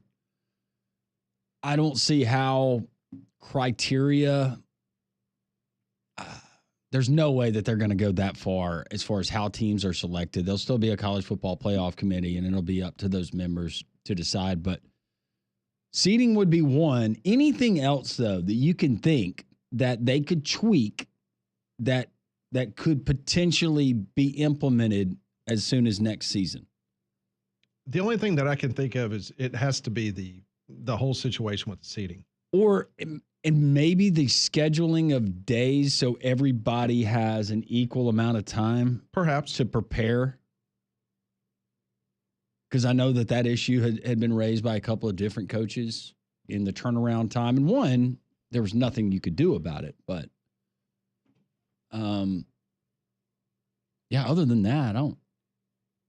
And to be fair, the seeding was the number one thing, and then the amount of teams, that being number two. But I can't think of the other big criticism for the college football playoff outside of people just saying that we should have stayed at 4. So the other aspect is something that Jim Phillips, the commissioner of the ACC, he dropped this little nugget yesterday. He told reporters in Atlanta that he remains in favor of having the top 4 conference champs earn first-round byes. Shocker. He says, I just think regular season winning a conference championship matters. I'm open to listening to some other ideas. Absolutely. End of quote. Thanks, Jim. Same conference champion that lost by 2 scores in the first round of the playoff this year. Thanks, Jim, for pointing that out. He says the conference championship games are important as long as we make them important, right? Do you play 2 versus 3? You go through the regular season, and whoever wins the regular season, just park them to the side, and then you play the second place team versus the third place team. So this is his idea. Do you remember a caller brought this up on our show a couple of weeks ago, which was if you win the regular season, you park them over to the side. They're your automatic qualifier for the college football playoff. Then you make 2 and 3 play in the so-called championship game. Okay, well, it's no longer a championship game. Well, I guess it would be qualified. It's not a championship game, but they would qualify it as a. You going to do that? Qualifier game. Are we going to do it for the ACC basketball tournament too? Whoever wins the regular season, just tell them, hey, don't even worry. Don't even bother. Nope, you're already in. Nope. Don't worry about it. No, we don't need you this week. You're good. So Jim Phillips is now basically saying, okay, if SMU is the number 1 team, which they were this year, they don't play again. They're already in. They're in the tournament. Then it's between Clemson and Miami. They're playing in Charlotte for the right, I guess, for the number 2 team out of the ACC. Didn't I see a mention of also having, I guess, essentially a in-season tournament where you would have the 1 seed play the 4 seed, the 2 seed would play the 3 seed, and then the winner of those games would be the teams in the ACC championship? Replacing the final weeks of the regular season. Of the regular season with those games. So Florida State and Florida, what are you going to do with that? Clemson, South Carolina, what are you going to do with that? I mean, none of this is surprising coming from Jim Phillips. It's really not. It makes sense for him. Not for us, but for him. Did he really think this out before he did that interview? Well, wishful thinking. The bottom line is that it's not going to matter what the ACC thinks. No. I mean, that's why all of this. They should be happy to have a seat at the table. When's the last time the ACC championship game really had an impact? Because this year it didn't matter. Probably Notre Dame, Clemson during the pandemic. But and both of those teams still got in the playoff. They still got in the playoff. Yeah. Louisville, Florida State last year. Nope. Yeah, and I mean those years that Clemson was winning national championships, those were just kind of a little road bump on the way the playoff. It's like, we got to play another game. Okay, whatever. So the Notre Dame AD yesterday, he was speaking to members of the media, and he kind of threw this out in regards to maybe perhaps Notre Dame finding another, we're going to play this team every single year, but coming from the ACC. You know, maybe this is something to try to keep folks in the ACC from yelling and screaming about them never participating full bore into the conference. He's talking about Clemson. He says that Notre Dame has talked with the ACC about the quality of its scheduling within the league. He declined to go into details, but he did say, quoting, "When we play a team like Clemson, I think that has become such a great rivalry in such a short amount of time. I would tell you that that's the type of game I would love to play every year," end of quote. Well, you can. Be in the conference. It's there for the taking if you want it. And moving it. forward, Clemson would be the team that you feel safest about. I don't know if you revisit it and say, okay, but just in case there's a decline and you're not locked into some kind of 10-year agreement where Notre Dame's playing Clemson, Dabo's moved on, and Clemson's a middle-of-the-road team, or Wake Forest, yeah. But moving forward, I would think Clemson, that would be the safe play. Or do you take it as this team's, there's no perfect way, but percentage-wise over the last 3 years, this has been their winning percentage. Mm-hmm. And then for the next window, the next 3 years, that's who Notre Dame plays. Yeah, that would seem fitting. I'm sure Notre Dame would love to just, give us the same. I mean, look at their rivalry with USC, right? That's kind of been a dud for a while now. I'm sure they love to have that game on their schedule because it's not particular. I mean, I know it was close this year, but yeah, give them whoever from the ACC and they'll. I predict it's going to be fast and furious after tonight that you are going to start hearing the saber rattling in regards to all these other conferences, i.e. the Big Ten and the SEC. They're going to play nice for another year, and then the gloves are going to come off, and then a lot of people are going to be very shocked at how they're going to flex their muscles, and when they flex their muscles, there's going to be a lot of hurt feelings. There's going to be a lot of hurt fan bases. And whether you like it or not, college football is changing even more. And the likelihoods of the Boise States and people like that, they will not be a part of the party.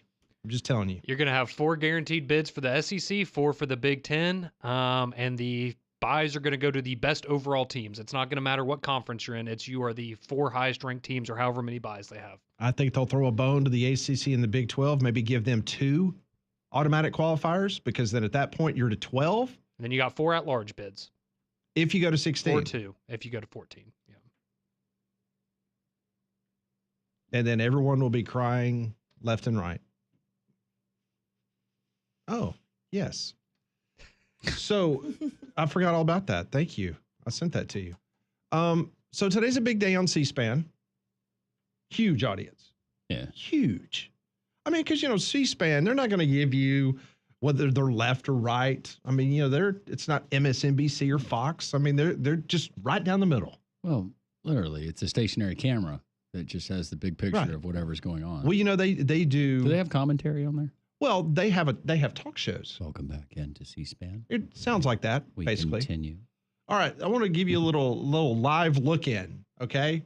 On the day that Donald Trump is being sworn in as president of the United States. He's now president. Right. Right. But this was a little while ago.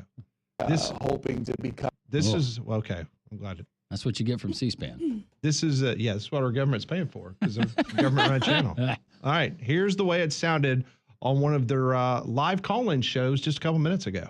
Hoping to become the next director of national intelligence. Graham in Jersey City, New Jersey, Democrats line. Hi, I want to wish everyone a happy MLK Day. I hope everyone's staying warm. A bit disappointed how the election turned out. I think it would have been great to see a female president inaugurated today.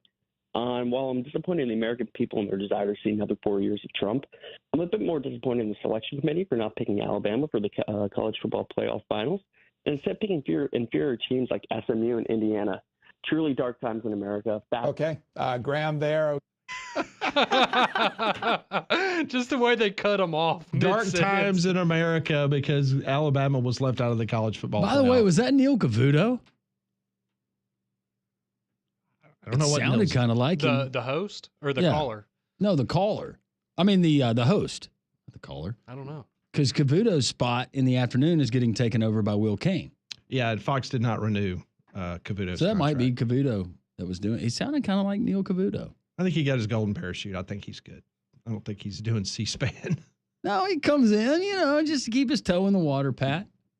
I'll work 2 hours a week for you. Dark guys. times in America, Conrad. Dark times. I'm just glad to know that amongst what today means from a political standpoint, we have our priorities straight, and it's that Alabama got screwed out of the playoffs. The perfect response, whoever was hosting that in that phone call, after you hang up on caller, you say high tide. Yeah, that commercial did not go very well this year, did it? No. Well, I'll tell you what, the high tide, though, has caught on everywhere. Everybody's saying it. I don't know if you've seen this across different platforms. People are throwing out high tide. It's not as good as the old Sports Center commercial, or was it a game day commercial? Roll Tide. That one was a good one. More three-man front on this Monday. Historic day in our nation. Jocks 94.5.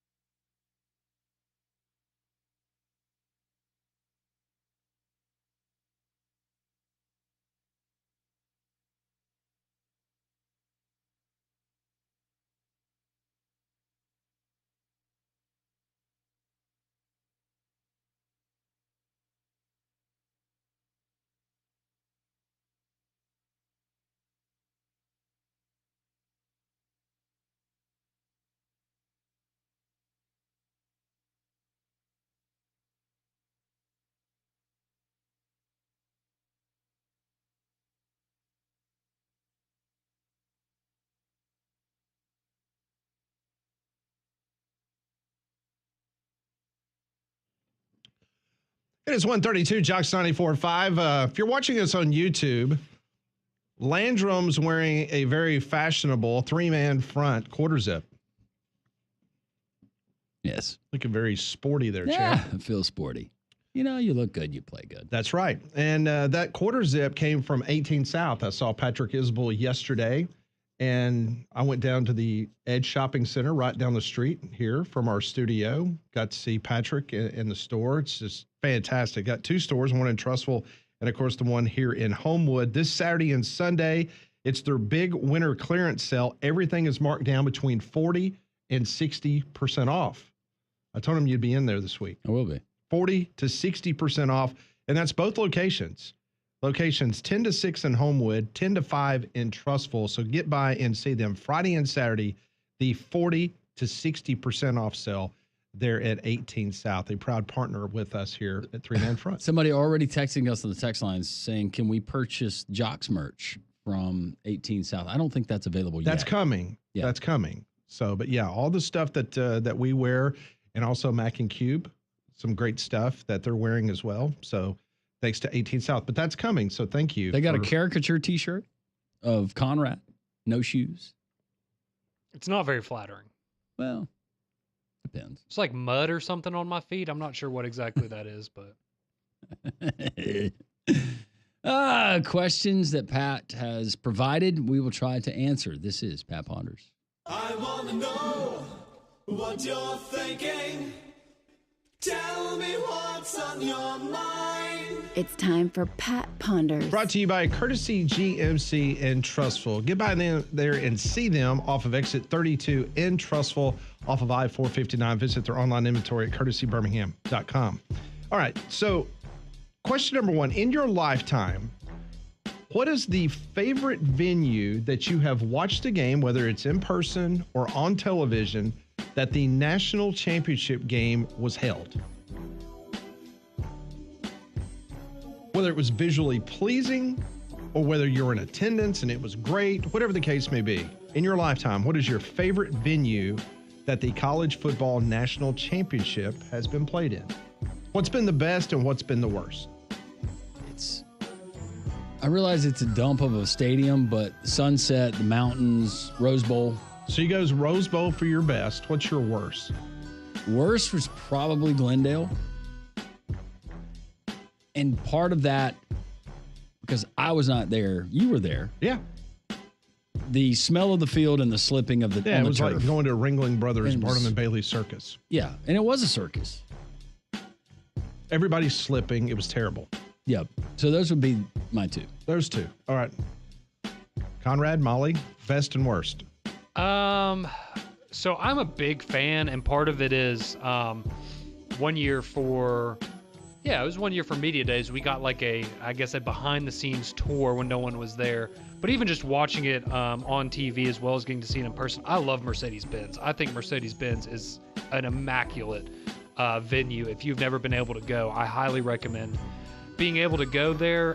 In terms of least favorite, I don't know. I guess I'm not a huge fan of. They played it at Hard Rock 1 year, didn't they? Not the biggest fan of Hard Rock. It's not bad, but just in comparison to the other venues. Yeah,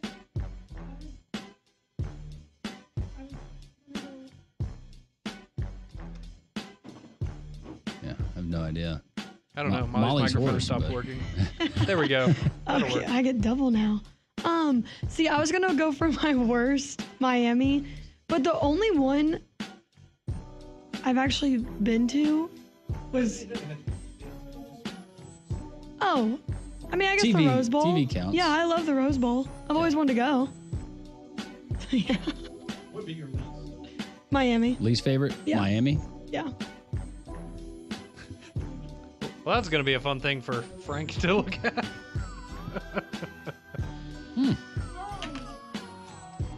Just project, Molly. Spirit voice. Molly's really hoarse, too. I did ask her this weekend, I said, did you compete or just watch? But it was the weather change. Hearing that kid eat Chesney, though. Oof.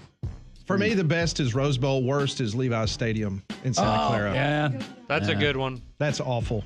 That should not have ever ever been in any rotation anywhere. The weather was awful.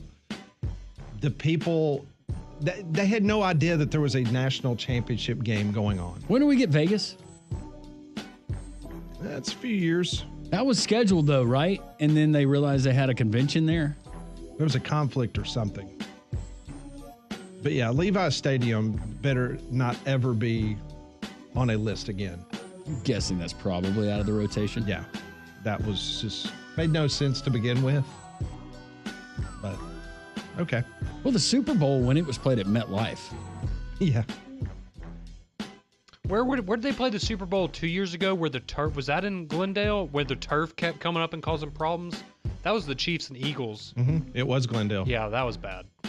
As I said before, it's because it stays outside the whole time, and then they bring it in on the railroad tracks inside, and you're in an enclosed building with the carbon monoxide of people breathing, and it creates moisture on the playing field, and that's why the Auburn-Oregon national championship game was a complete mess. An innovative approach, and that's awesome that you wheel in the field, but just get some turf. All right, question number 2. Tonight at Mercedes-Benz Stadium, fans will enjoy their fan-first concession prices. If I were to give you a $20 bill to go to the concession stand tonight, how many of these 7 items that I'm about to name to you do you think you can purchase with that $20 bill? Okay? Soda. Souvenir cup? That was going to be my question. No, just a soda. Just a bottle of soda. Yep, just Okay. soda. Okay. Pretzel. Okay. Mm-hmm. Hot dog. Okay. French fries. Okay. A draft beer. Oh, that's going to be $20. And a cheeseburger. So I just gave you 7 items that's on the concession menu tonight at Mercedes-Benz Stadium. And I'm going to give you a $20 bill to go to the concession stand. Out of those 7 items, how many do you think you can purchase with the $20 bill? I missed one item, so I have soda, pretzel, hot dog, French fries, draft beer, cheeseburger. Hot dog. Yeah. You get hot dog on there? Yep. Soda, pretzel, popcorn. Oh, popcorn. Hot dog, French fries, draft beer, cheeseburger. Out of those 7, I give you a $20 bill, Conrad. How many items are you purchasing? I'm going to guess I could get... Out of the 7. I'm going to be honest. I think I could get everything outside of the beer. Outside of the beer. Okay. So all 6, because they have very friendly prices. All right, so you're going 6 out of the 7. How about you, Molly? Thank you. See, I also was going to go 6 out of the 7, but I don't want to copy Conrad, so I'm just going to go everything. I'm going to get it all. Molly's going to get all.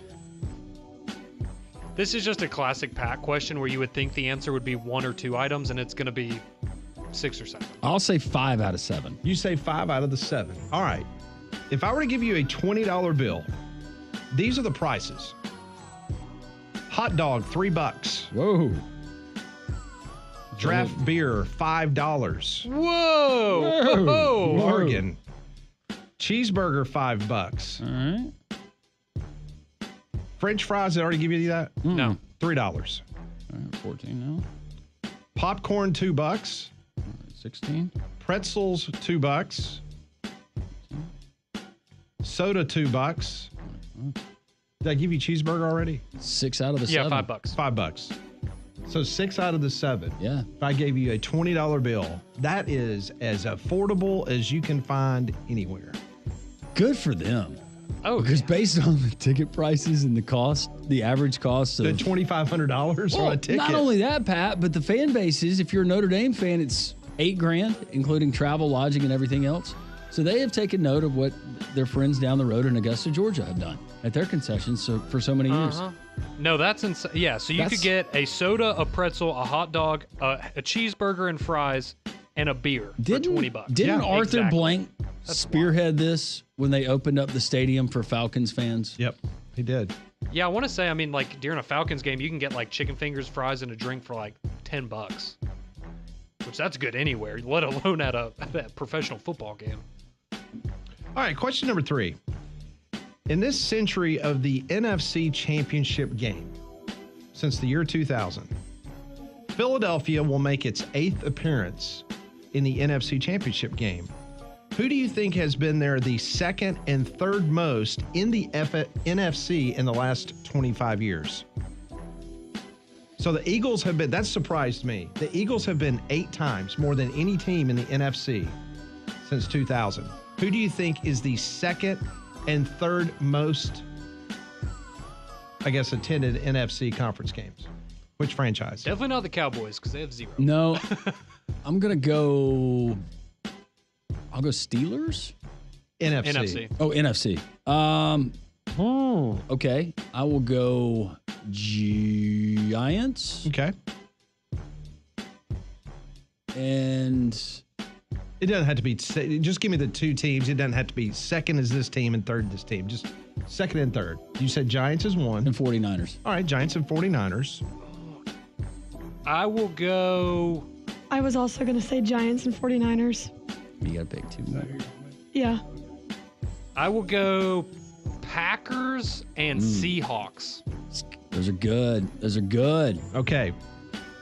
With 7 appearances in the NFC Championship game, only 1 behind now, the Eagles is the San Francisco 49ers. Okay. Coming in next with 6 is the Green Bay Packers. Yeah. There we go. That's surprising about the Eagles. I don't know. Do we have a tiebreaker? Yeah, I Me guess. and Molly and When they had Andy Connor Reid and tied. Donovan McNabb, they went a couple of times. Yeah. They went to the Super Bowl 1 time. Yep.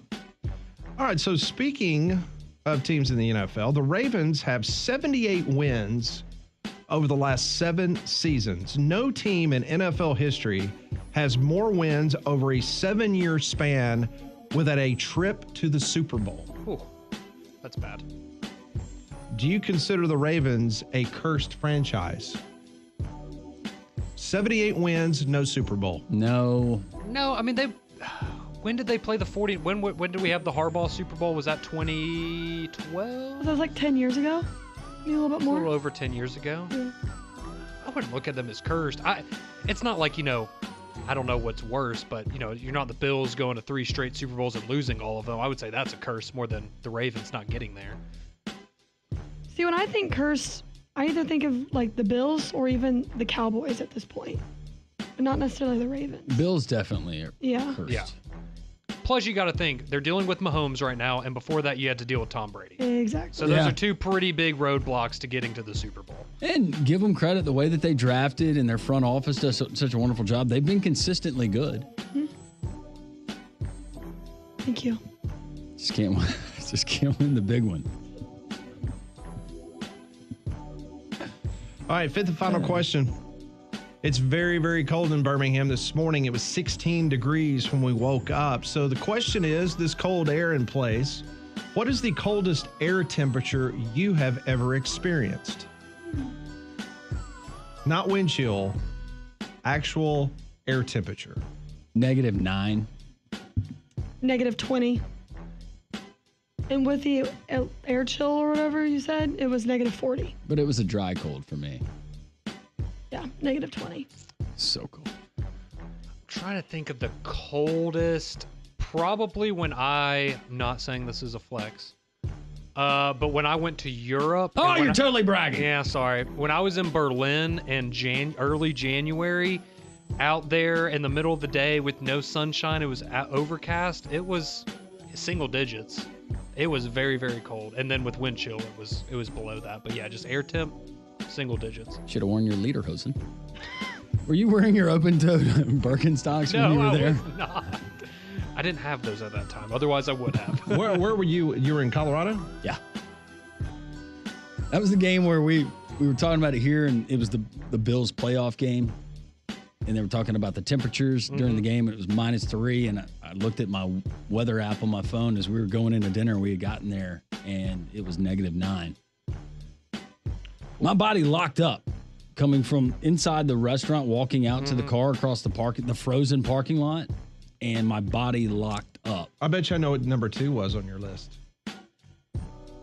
March of 1993. Yeah. Do you have the temp? Birmingham woke up. We were 3 degrees above 0. Yes. 3 degrees. Matter of fact, Birmingham, Alabama on that day, because typically the coldest part of the United States is International Falls. Birmingham was colder that morning. It was 3 degrees above zero. And my house did not have power. My house didn't have power either. You wake up pretty early when you have a sheet of ice on your body. I would think it would be hard to sleep in those conditions. Yeah. Never forget, they were just calling for a dusting. Oh, yeah. Oh, and then all of a sudden it went from not much of nothing to, okay, maybe 3 to 6. School's like, we'll see you in 3 weeks. And then all of a sudden it went from 3 to 6 to 8 to 12. And I think it ended up like 16 or 17 inches at my house. Some of the snow drifts were 3 feet. Yeah.